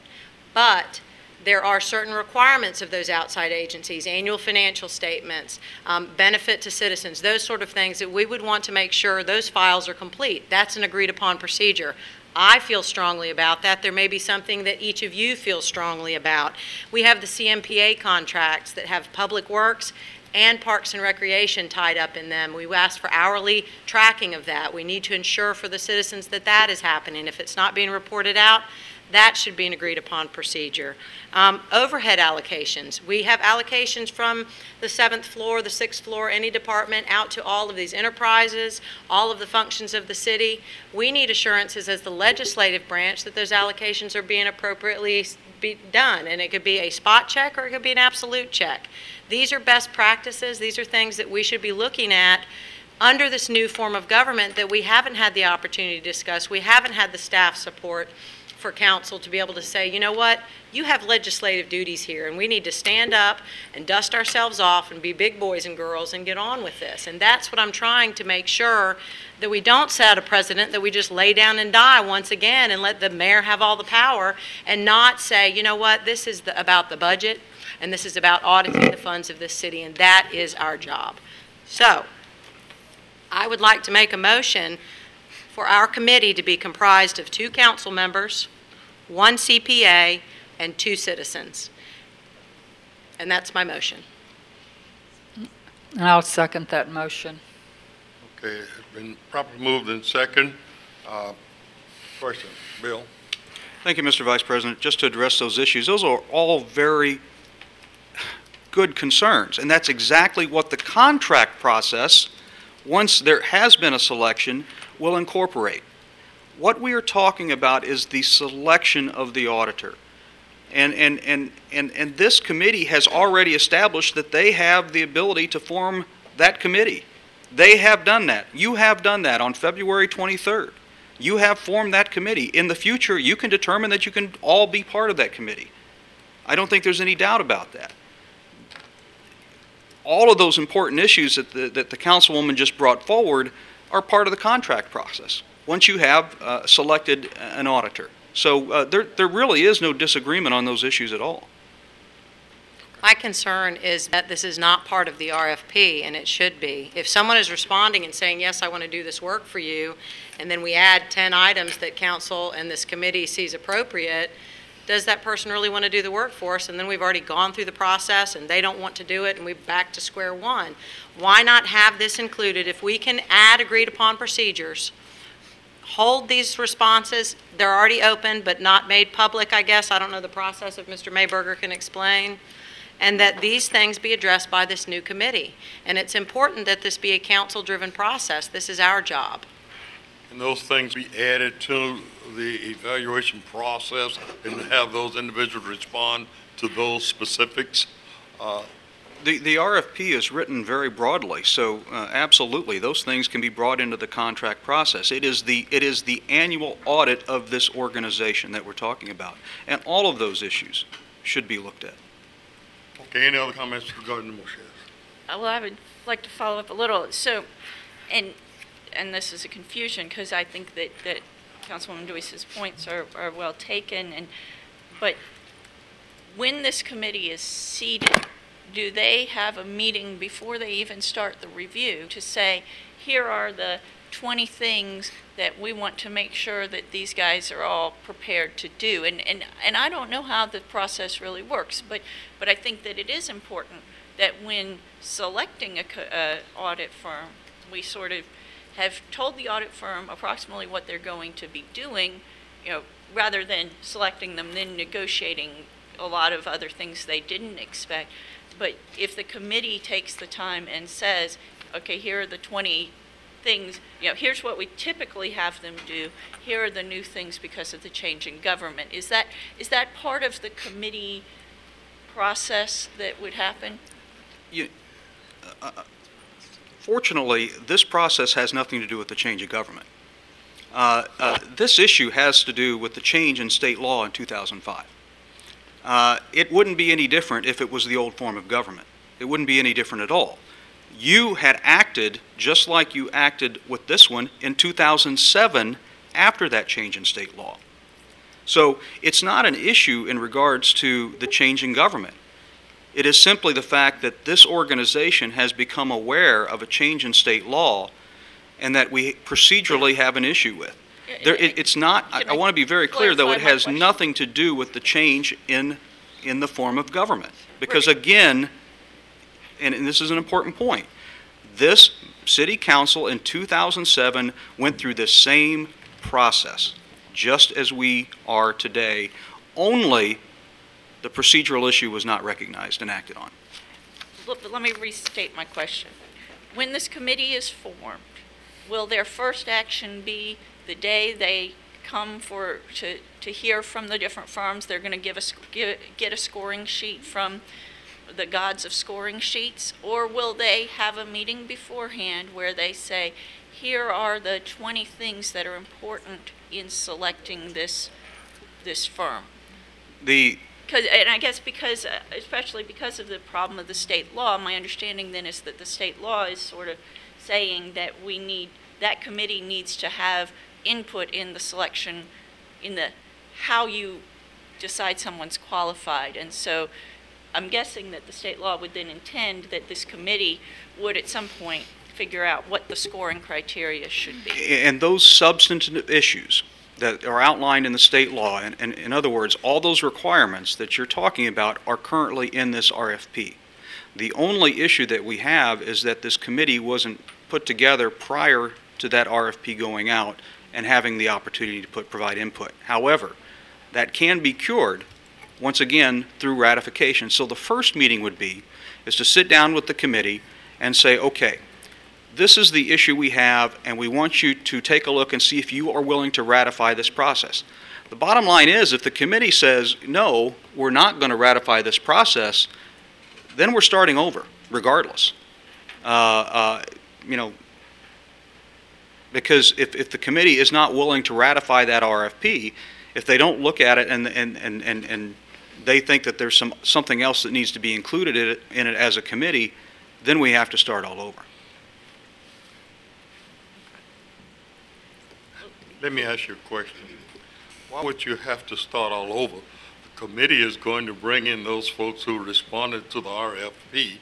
You have some elements that you want that firm to respond to in conducting the audit. If they can't respond to those things, then you indicated that it was broad in nature. So if the RFP was broad in nature, these specific elements that you are desirous of looking into, if they say, oh, no, we aren't going to go, then they are kicked out. I don't see where you got to ratify the RFP. The RFP is broad, but you've got specific things here that you want them to respond to. Yes, sir, and it is broad in regards to those issues being addressed. But the issue, the fundamental issue, and the only issue that we have before us is that the state law specifically has mandated that this particular committee will provide input to the RFP. Now, again, there's a legal concept that's called ratification that can cure that. But ultimately, if this committee decides it's not going to ratify it, and if that happens, then we have to start all over, and it will have an impact on our long-term timing. But that's where we are. Okay, look, we need to shut it down if we possibly can. Yes, John. Thank you, Mr. Vice President. What I am going to ask for at this point is a comment that will provide us with a legal remedy for the mess we're in right now. A legal remedy that will allow us to move forward, and in the future, we will take care of our concerns and address them properly before we get to such a juncture. But what I need right now is a legal remedy, a way that we can move forward. And I'm not concerned about whether or not the committees don't ratify or do not ratify.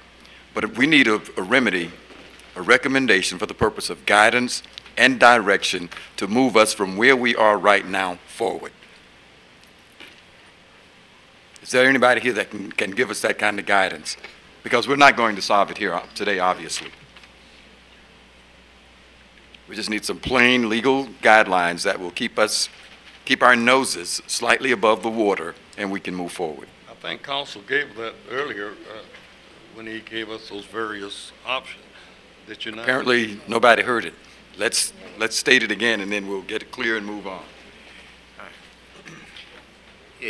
If you're asking me for a recommendation, and that recommendation is posited on your desire to move forward with a minimum or no legal ramifications, then I would think we have to do the following.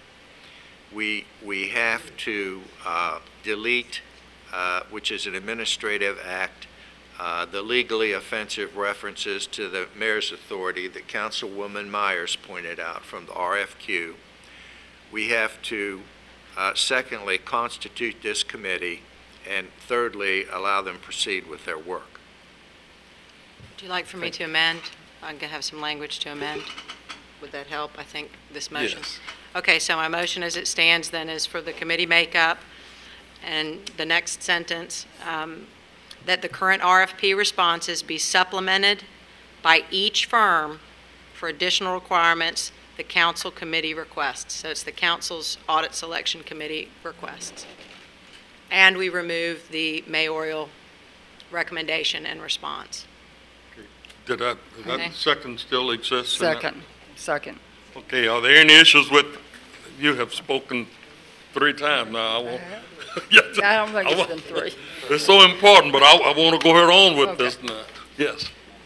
I don't think there should be a big issue here. The only issue we're voting on is the selection committee.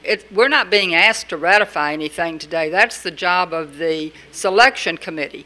The only thing before us today, really, is establishing how we're going to create the selection committee and doing it. So I don't know why it's getting to be such a big deal. Yes, Mr. Reynolds.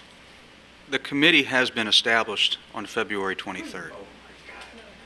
This body established what that committee is. Now, if you want to change that, you're going to have to rescind that action. And that brings us back to square one. In terms of deleting the RFP and all of the action that have taken place? I defer to Mr. Messer, but if you're going to essentially hold the action of February 23rd as not occurring, then we're starting at square one. All right, here's the dilemma we face that I didn't chat with Councilman Johnson about and referred to as a procedural matter. And quite frankly, I'm not sure what happened back in February because I wasn't here, and I'm going to take my understanding from the it's not my eyesight, it's the printing. Looks like a May the 3rd, 2012 memo. And it would appear that a fair reading of that memo is that back on February the 23rd, Council established a process and a selection committee, and that the members of that selection committee was going to be the chief financial officer, one staff member, one member of city council, and one citizen on the board. Now the problem we have if we change, the issue we have if we change that is that if we're determined to follow Robert's rules, then we have to rescind that action. We can't reconsider it because our policy doesn't allow that. We have to go back, vote on whether or not to rescind that action, which starts us all over. The rescinding the action wipes the slate clean. We have a clean blackboard. We have no committee. And if that's what you choose to do, and if you want to follow Robert's rules, that's the appropriate procedural. Now, obviously by a 2/3 vote, you can change your own policy, or you can probably go ahead and do it regardless because there's a minimum amount of legal exposure to all this. Okay. Yes. I just want to clarify, and I apologize because I was trying to get the wording for the motion straight with the clerk, but if the committee was not used in the formation of the RFP, why is it an issue of the makeup of the committee? They weren't selected yet. It was part of the motion, but they were not used as part of the process put forward by council on the 23rd. So why does it matter if we say this is what our council choice is? We are the council that set the policy in place to begin with. In our final decision on a selection committee, this is the makeup of it. It's not like we convened a committee, they put the RFP out, and we're going, you know, we really don't like that committee, we're going to do a new committee. They weren't part of the process to begin with. They should have been per state law. They weren't. So can we adjust the things we're trying to adjust today and amend the respondents, all the applicants, with what the committee deems appropriate?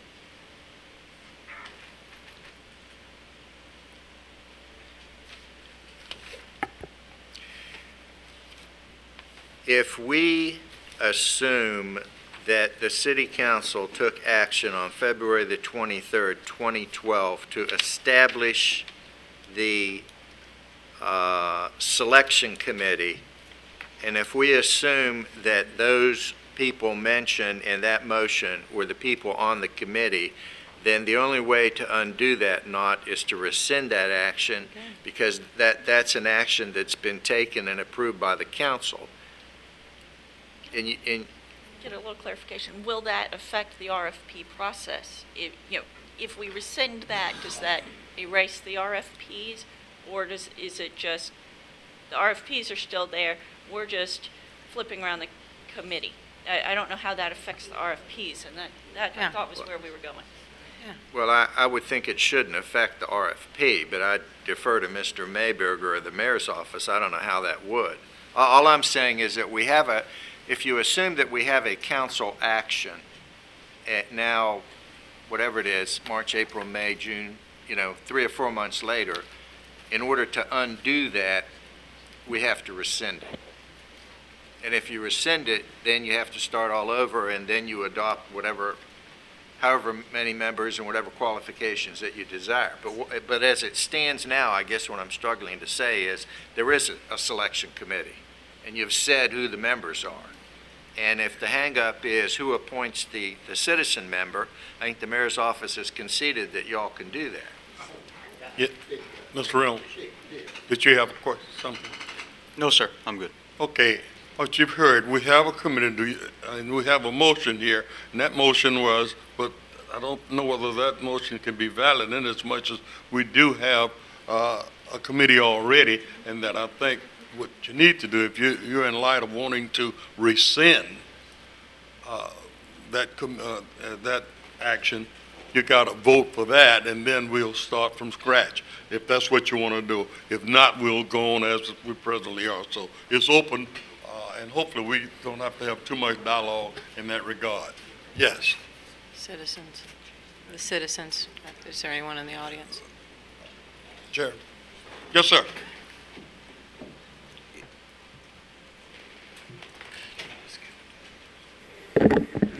Gary Sansing, citizen of the city and the county, 1517 East Jackson. You know, I don't know what's going on here. I'm sorry I'm late. I had other business. But when I come in, I start listening. And it's like, you better stop everything and think of when I came in, what Mr. Wees was talking about. You people have the legislature power. And when you talk about the mayor gives you an appointment, that's a bunch of crock. Now you should start right over and get you a you got a budget, get you a staff, and I am sorry I have not kept mentioning that, get yourself a staff and an attorney, your own. And that way, you wouldn't have this ridiculous arguments. Thank you. Thank you. Okay. Yes. I'd like to make a motion that we rescind the council action of February the 23rd and substitute the selection committee as proposed by Councilwoman DeWeese. Second. Properly moved in second, and you heard the motion, and this required to rescind. How many are required? Okay, any question? All in favor? Aye. Can we raise hands? Raise your hand, please. 1, 2, 3, 4, 5, 6. Okay. Opposers? 1, 2. Okay, now it's open to establish a selection committee. That was part of the motion. I made the motion to rescind our action of February the 23rd and substitute Councilwoman DeWeese's proposal, which was... We've already rescinded it, haven't we? Yeah, we just did. She added... Okay. Yeah. And that... Now, what was your motion? My motion... My motion was to rescind the action of February 23rd and to establish the committee as set forth by Councilwoman DeWeese's motion. And what, do you need clarification on that? Is that anybody? Or what the committee will consist of or whatever? Fine. Can you read that off again? We already voted, though. We have to vote to revote. You realize the mess we're making. They just want clarification to, need 2 council members on there. 2 council members, a CPA, and 2 citizens, and that the current RFP responses be supplemented by each firm for additional requirements that the Council Audit Selection Committee requests, and that we remove the language about the recommendation being made to the mayor and further recommended to council by the mayor. So that was all part of the original motion. Okay, and that's been properly moved in second, right? Yes, sir. Okay, Mr. Reynolds. Yeah, the only issue that we will have as we move forward then is that if the evaluation criteria are changed, I don't think that there's a problem with asking for supplementary information from the groups, but we have to stay with the originally established evaluation criteria, because if we change that, then we go back to square one. But I think as long as you know, there shouldn't be an issue with in regards to requesting supplemental information. Okay. All set. Yes. In regards to the time crunch, and I think that we all should respect that, I wonder if the council would be willing to put aside our traditional process for nominations and try to get nominations for Thursday night, if that is feasible. So we will have not, you don't think you can? I didn't address that, but I was going to ask, because of preparation for Mr. Reynolds of the next agenda and all of the items that would go into it, if we could have nominations to the clerk's office by Friday of this week. Is that appropriate notice for citizens? And that would be going, our nominations for all parties would go on the agenda for our next CAL meeting. So it would be ratified in 2 weeks, and then the RFP could go out. Okay, will that meet whatever requirements that these folks have?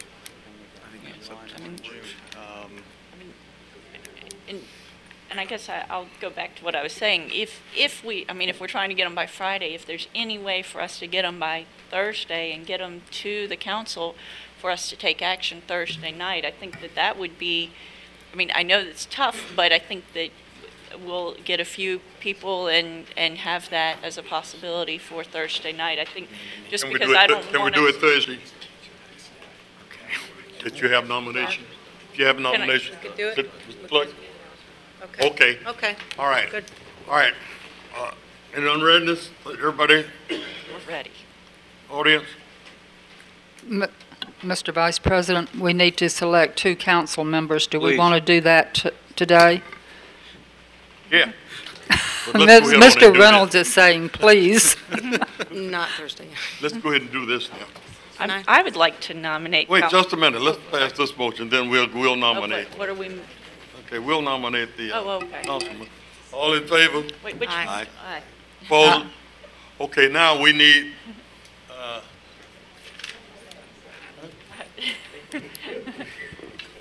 didn't you write it down? I think the original motion. The original motion. Sherry's was a substitute motion that became an original motion. Is that? Let's revote that. Okay. Is that what we're doing? Original motion now is substitute motion. Now, the original. anybody, the house is open here for anybody want to volunteer to be on the audit selection committee? And then make a nomination. I'd like to nominate Dr. Wu and Councilman Johnson. I'd like to clarify because of Dr. Wu's access to the Florida League of Cities, and we're very concerned about best practices. I know his plate is full. He just declined.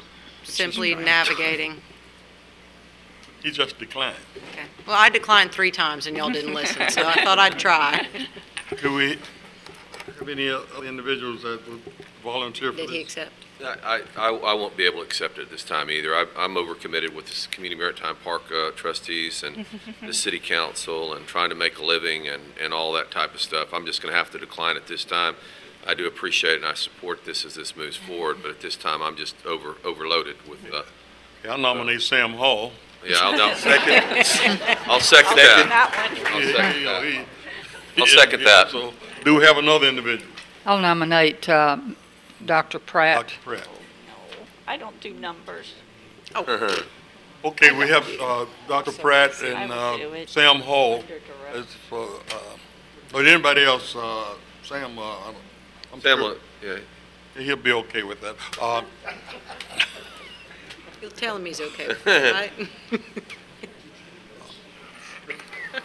All in favor? Aye. Opposed? Okay, thank you so very much. Okay, can we go on with the agenda, please? You're doing a good job, sir. He's retired. Mr. Reynolds. All right. Thank you, Mr. Vice President. The next item on the agenda is Code Enforcement Board request for lien reduction, 3500 Wellington Road. The recommendation is that City Council approve a recommendation from the Code Enforcement Board to rescind the recorded lien against the property located at 3500 Wellington Road and authorize the mayor to execute the appropriate documents. Move the approval. Is there a second? I'll second it. Moved and second. I don't know what I'm doing anymore. Council? Audience? Oh, I'm sorry. Yes, I have a question, and it's probably in the background information, but I'm sort of wondering why, after we've changed the procedures for code enforcement and appointing a magistrate, why is this before us at this time, other than the fact that it wasn't brought up a few years ago when the lien, the request to rescind the lien was made before the Code Enforcement Board, and it says something here about planning and zoning was combined with code enforcement. Why is it coming to us for a decision when we have a magistrate in place that at least I was under the impression that that person would handle these kinds of issues, removing us from that responsibility or even that consideration. Mr. Rowe. Thank you, Mr. Vice President. Mr. Weeks can address a portion of this, and then I can address a portion of it as well. Councilman Gerald, the appointment of Mr. Ray as the Code Enforcement Authority works the same way as it did with the Code Enforcement Board. They still have to come to him for a release of lien request, and if it is approved, it still has to come for council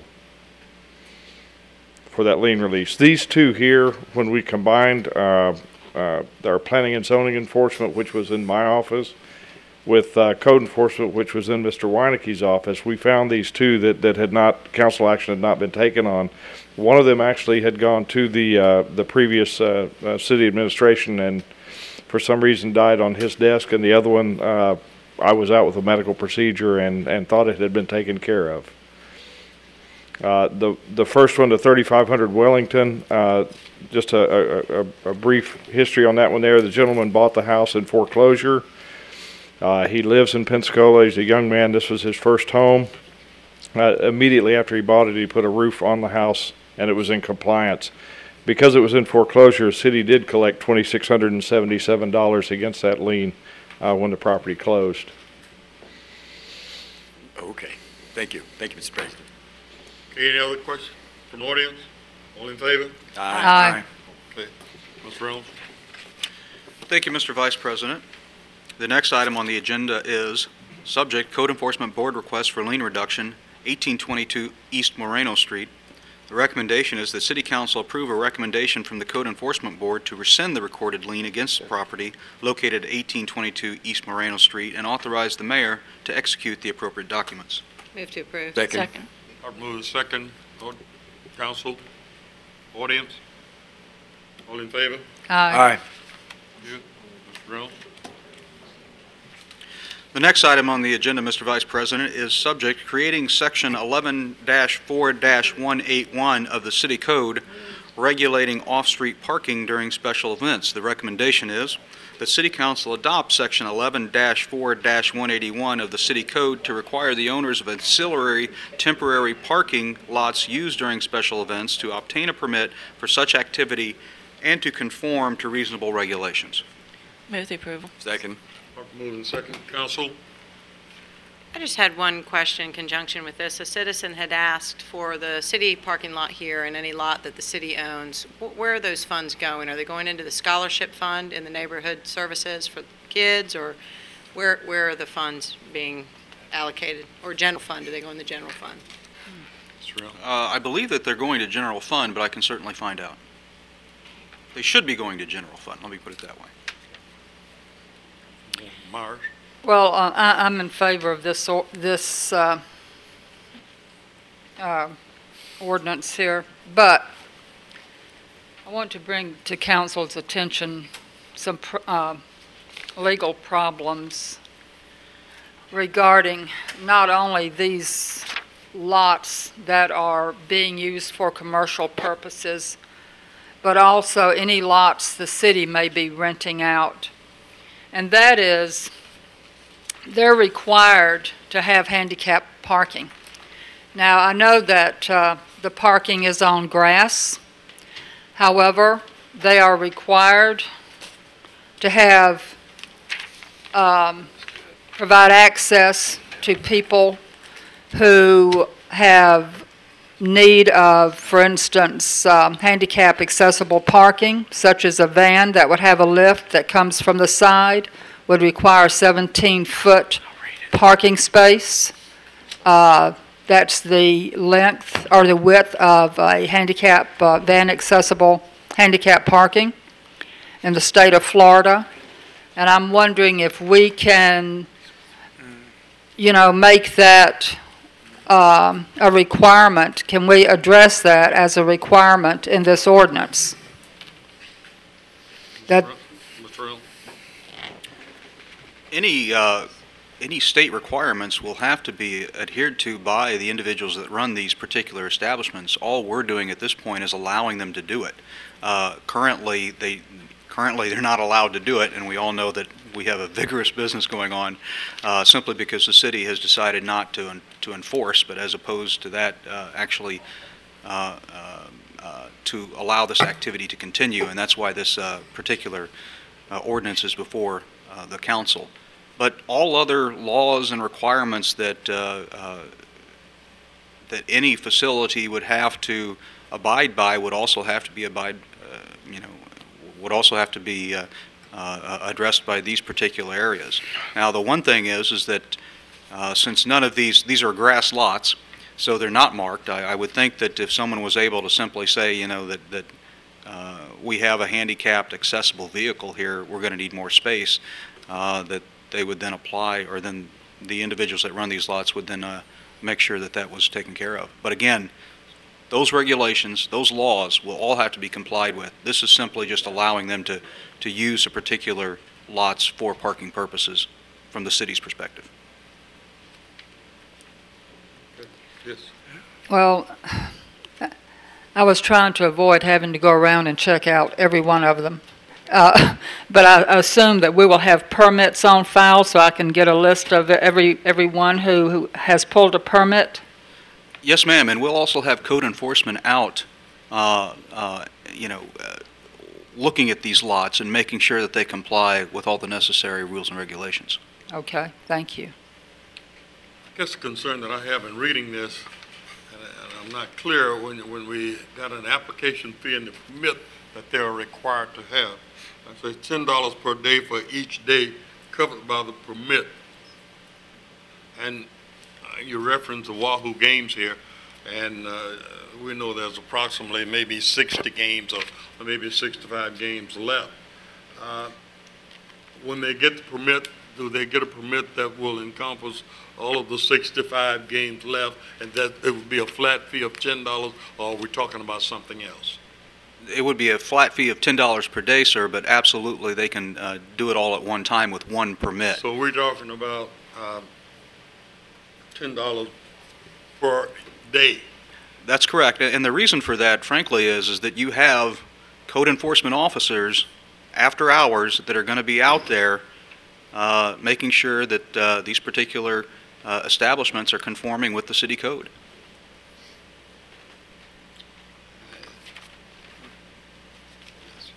And that's actually cheaper than what the normal fee for special events, that's $35 a day. So we took a look at that and recognized that that wasn't going to work, but we still needed to make sure that we were able to ensure that we could pay for our code enforcement officers to be out there doing their jobs. Yes. Thank you, Mr. Vice President. I just want to remind fellow council members that, again, this is kind of a growing pain in progress.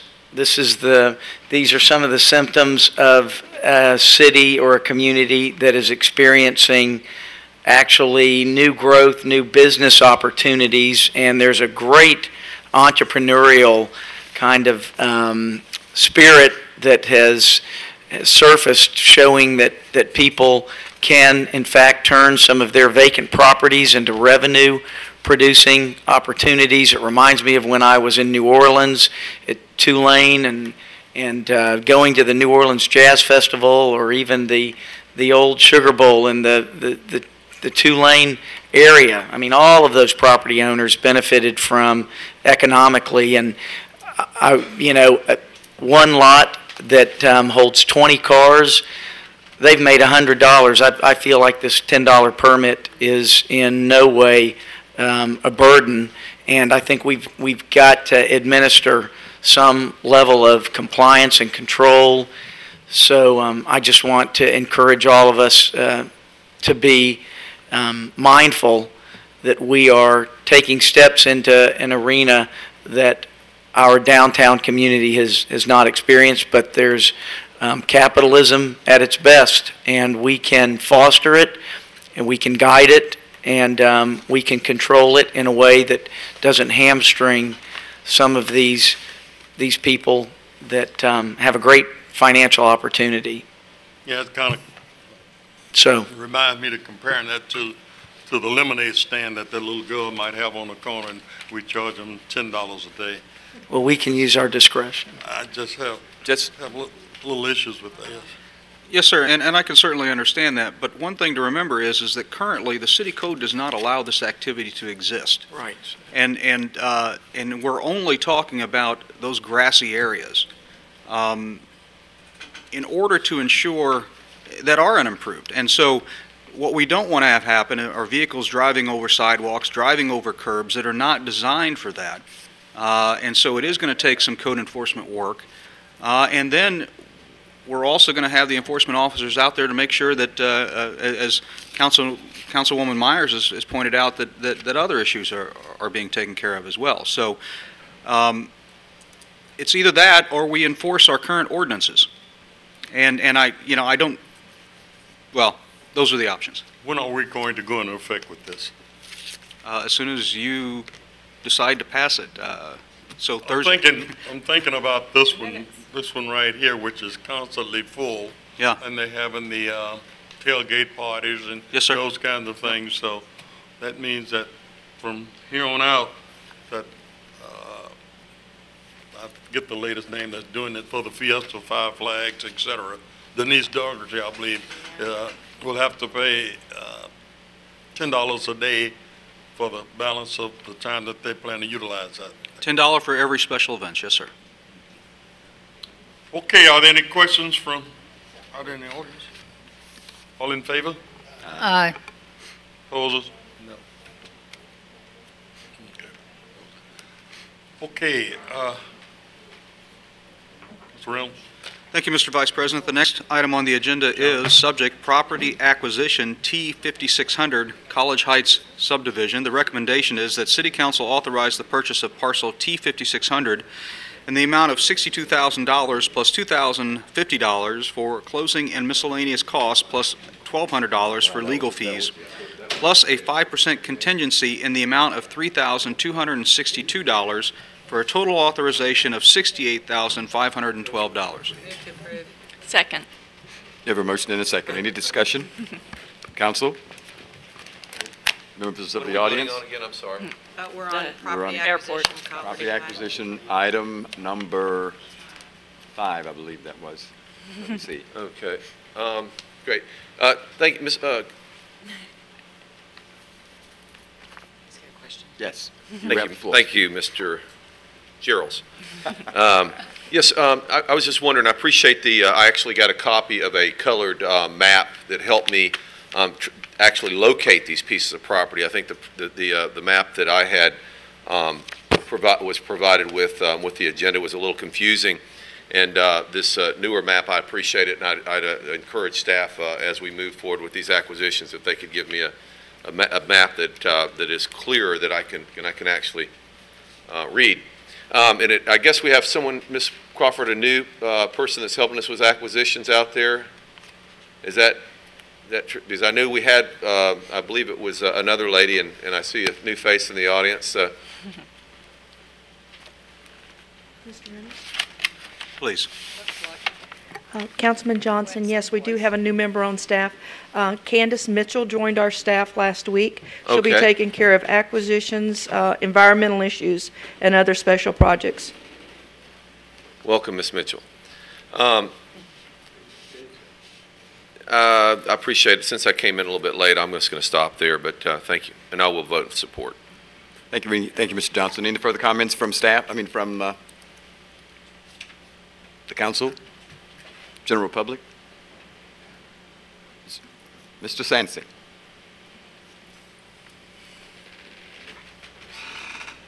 Gary Sansing, 1517 East Jackson, citizen of the city and county.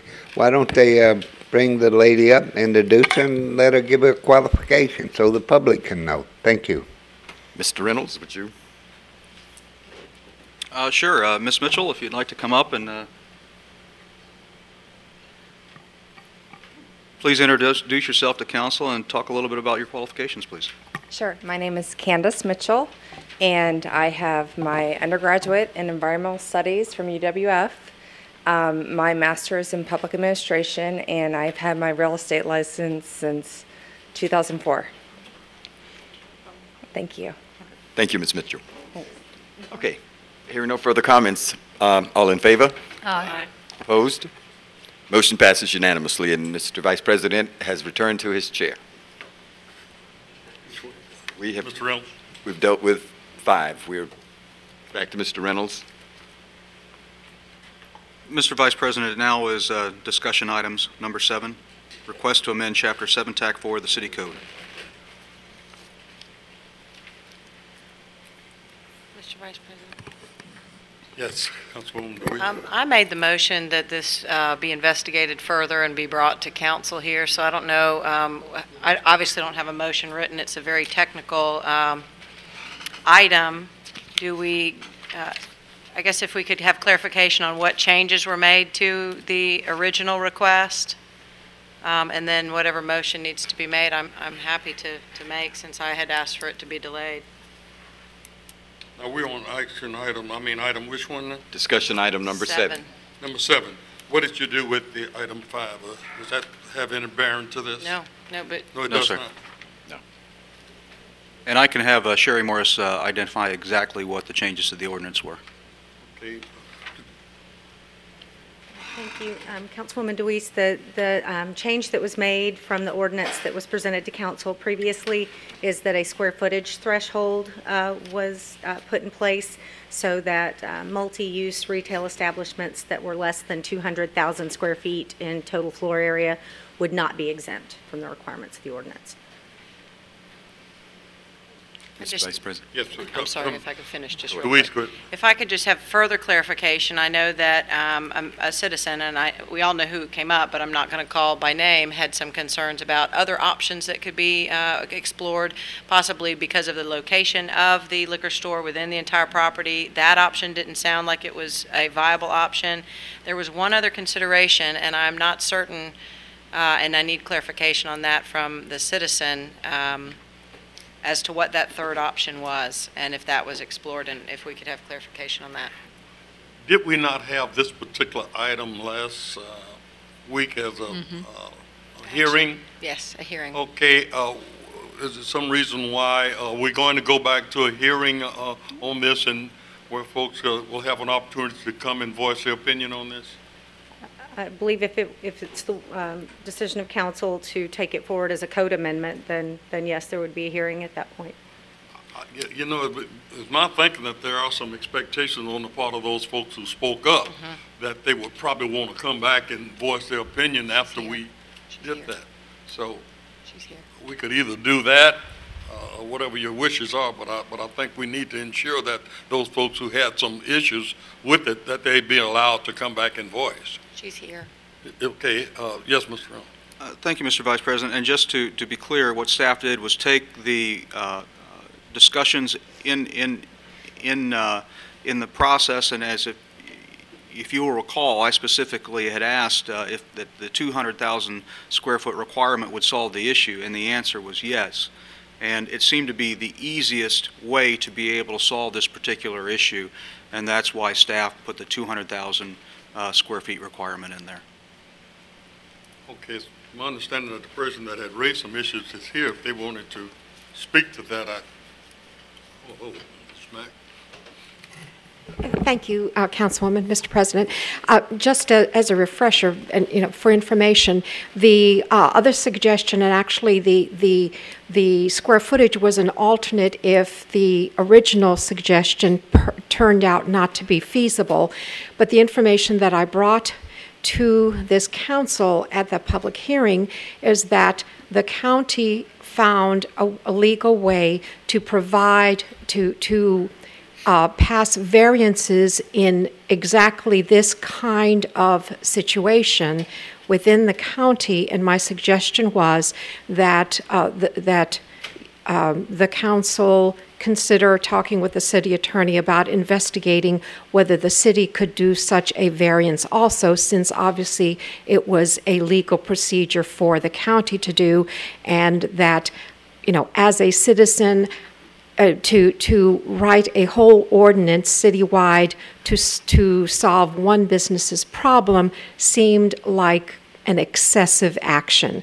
Obviously this would practically take care of it, but the question was, could this not actually be taken care of with a variance, once again, because I had discovered information that was perfectly legal for the county to do the same thing. Thank you.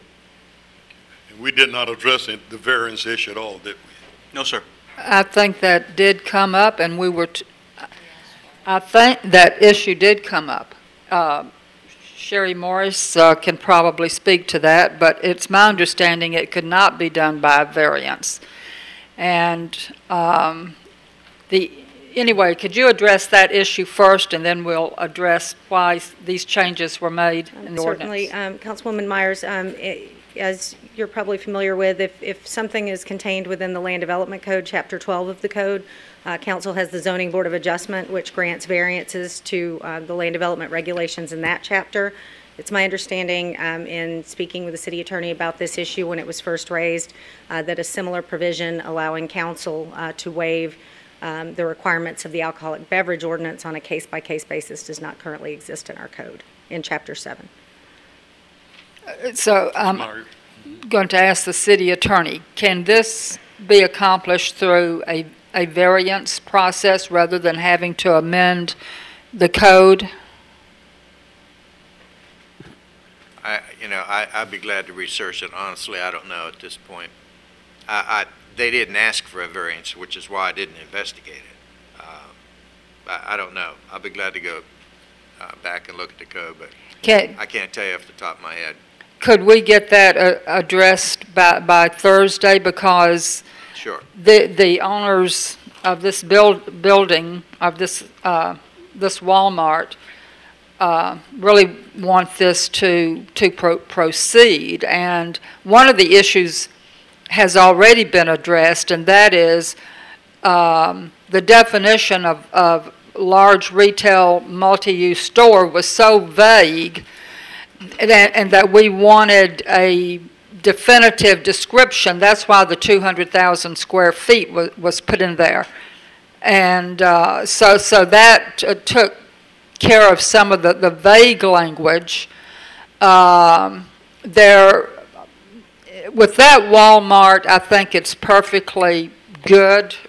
Makes sense for them to be able to have a little liquor store there, because there are a lot of buffers from the residential communities around it, because it's in such a commercial area. However, I think the concern was that anybody could say, well, I'm a multi-use retailer, and what does that mean? That's why we put the square footage, that's why we wanted the square footage at 200,000. It would be very difficult to find that much land anywhere in the city limits to replicate a store that big. Since that's the case, is there some reason why we are reluctant to go ahead on with it, since obviously it doesn't appear to be any other entity that would probably come forth to deal with this issue?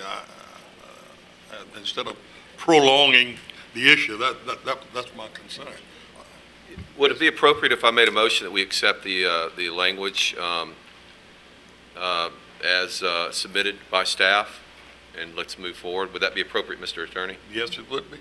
Second. Second. Can I have clarification? You mean forward for a hearing? Thursday night, correct. Okay. And I support this either way. I want to be clear on that. So. Any unreadness? All in favor? Aye.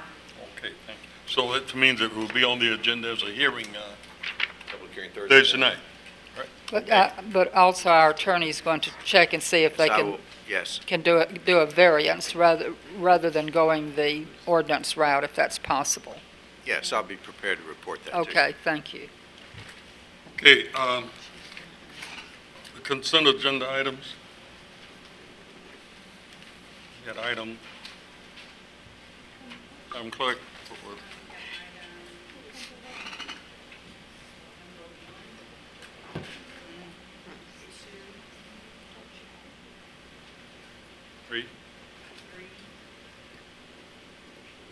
5.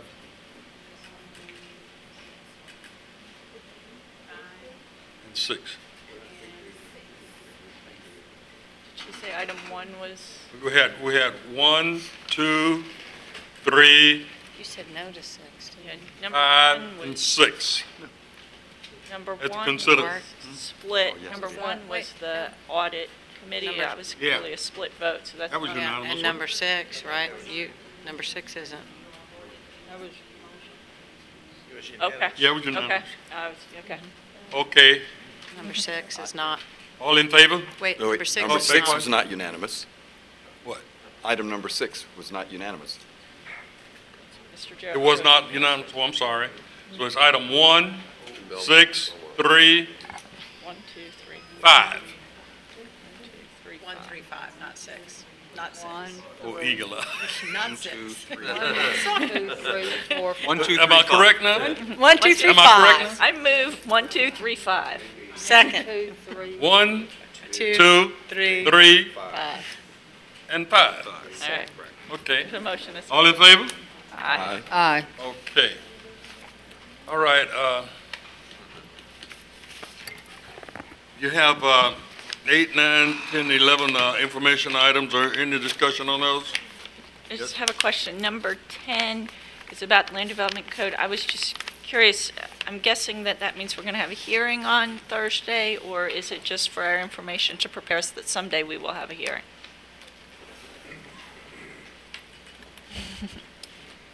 And Ms. Morris can address that. Thank you, sorry. It is a hearing on Thursday. It's been Okay. advertised as a hearing. Okay, just doesn't, usually it says in the information item. Yeah. Thank you. Okay. Thank you, Sheriff. Any? Yes, John? Councilman? On item number 11, Yes, sir. if we can have someone provide us with a list of the local participants in the MGT study. I guess that would come through Mr. Mayberger's office, but I would just like to know who those individuals are so that I can better understand what their roles are and what they're actually doing. As a matter of fact, I don't know if council is aware of who the local contractors are with MGT that are working on the disparity study. Okay. Does anyone know? I think we need to know who those individuals are. No, I don't. I'll darn. Any? Yes. I'd like to ask for some time to make a presentation to council, if I could have 5 minutes, and then maybe another 5 minutes for discussion, so I'm asking for a total of 10 minutes. The University of Michigan master's project that was done, it cost the city absolutely not one penny, and the city and the Scenic Highway Foundation were the benefactors of that. They were the client.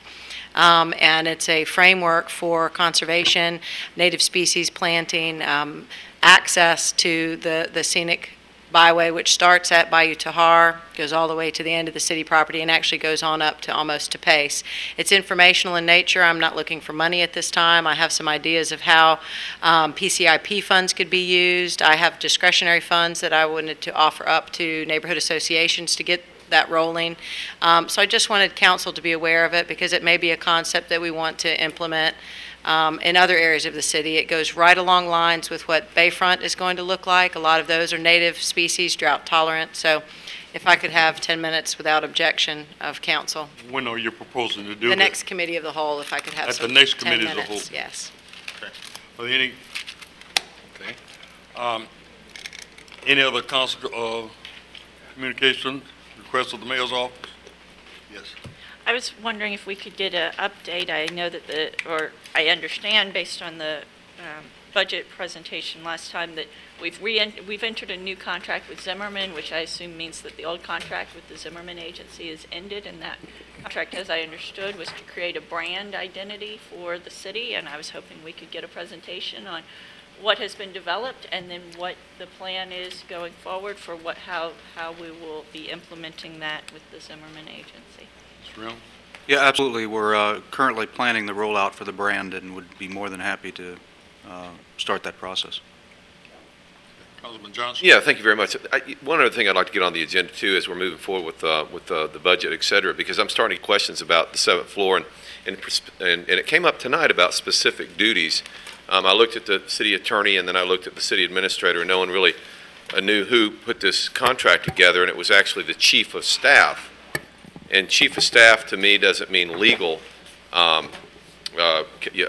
duties, but so I'd really like to, if we could, next committee of the whole, or even we can do it on Thursday night, if this Thursday night, I'd like to get some kind of organizational chart of who's responsible for what, because I feel like a real dumb Fill in the blank. a dumb person sometimes when I don't can't explain to people in our community that I pass on the street every day and ask me who's responsible for what. And I had this actually come up tonight about 2 hours ago. It came up, this very question came up of who's responsible for these contracts. And I looked at the city attorney, looked at the city administrator, and it turns out that our chief of staff is actually responsible and draws these contracts up. And I'm having a hard time trying to connect, legal documents with the chief of staff. Chief of staff means to me chief of staff, not a person that drafts legal documents. So I'm a little confused here. I know there's many people in the community that are confused, and I'd like to get some kind of an organizational chart that defines the duties of the city administrator and the chief of staff. Is that possible? I would think it would be, but I think we're treading on tedious ground as relates to duties and descriptions and roles and responsibilities of the staff. The particular duties can be assigned in any manner in which they see fit, as long as a person is qualified. You would think that anything that has to do with legal issues, that a legal person, in fact, would be responsible for drafting them. So, and I don't anticipate that there would be any issues responding to your request, but Mr. Reynolds? No, I don't see any issues at all with that request, and I'll just say that as part of Mr. Asmar's job, by the way, Mr. Asmar is a licensed attorney in Florida, as part of his role is special projects, and this was a mayoral initiative that was deemed a special project, and the mayor gave Mr. Asmar the lead on it, so that's the connection there. But we certainly can do that at an upcoming meeting.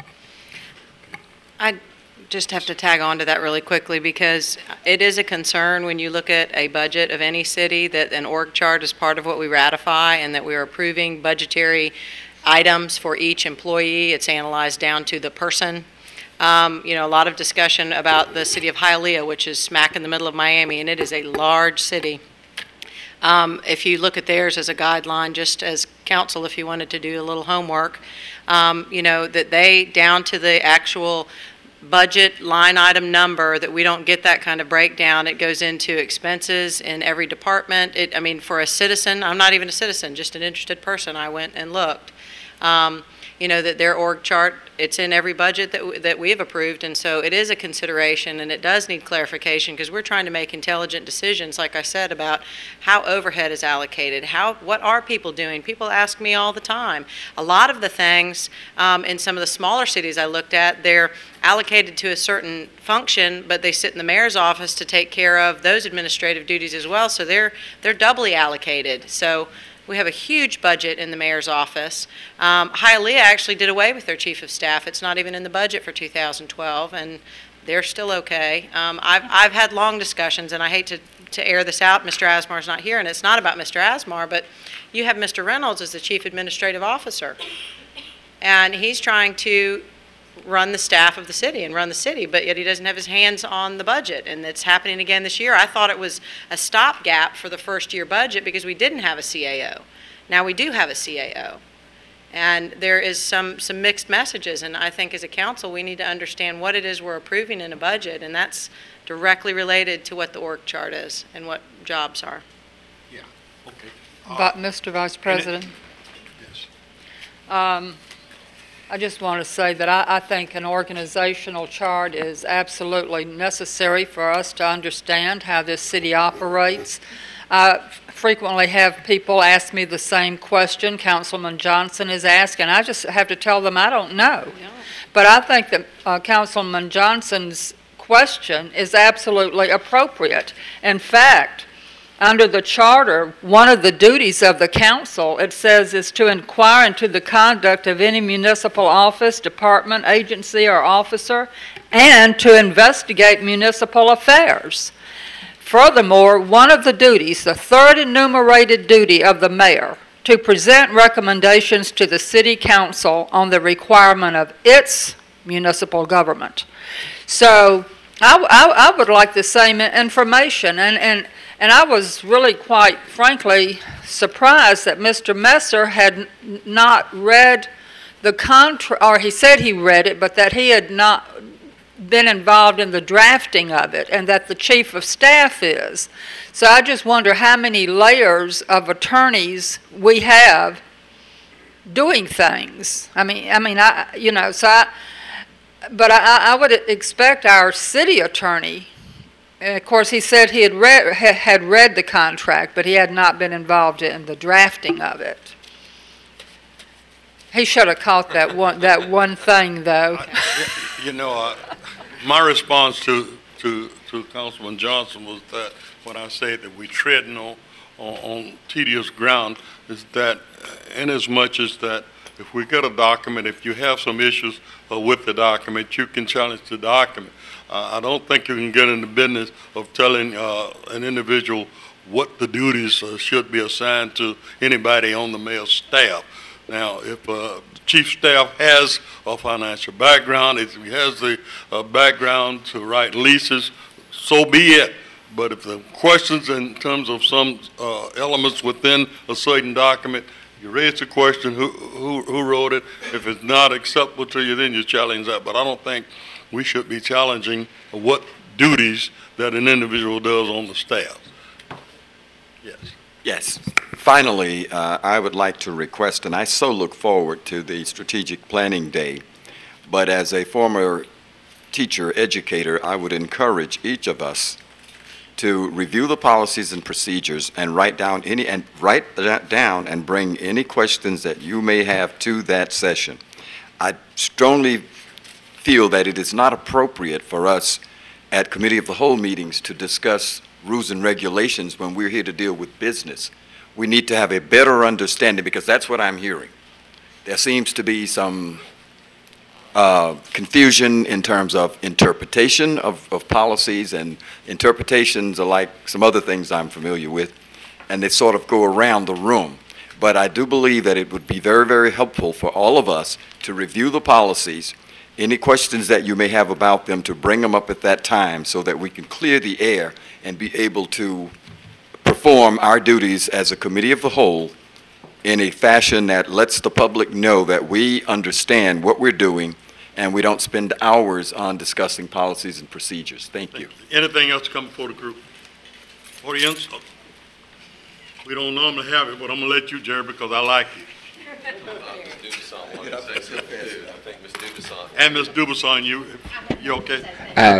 Thank you. I won't go through it. But you know what? You ran a good meeting. I leave here happy. And I follow Miss. We don't know what the heck's going on until you get your staff and people of responsibility. But the public doesn't know. So thank you for supporting that. I even agreed with Mr. Gerald there.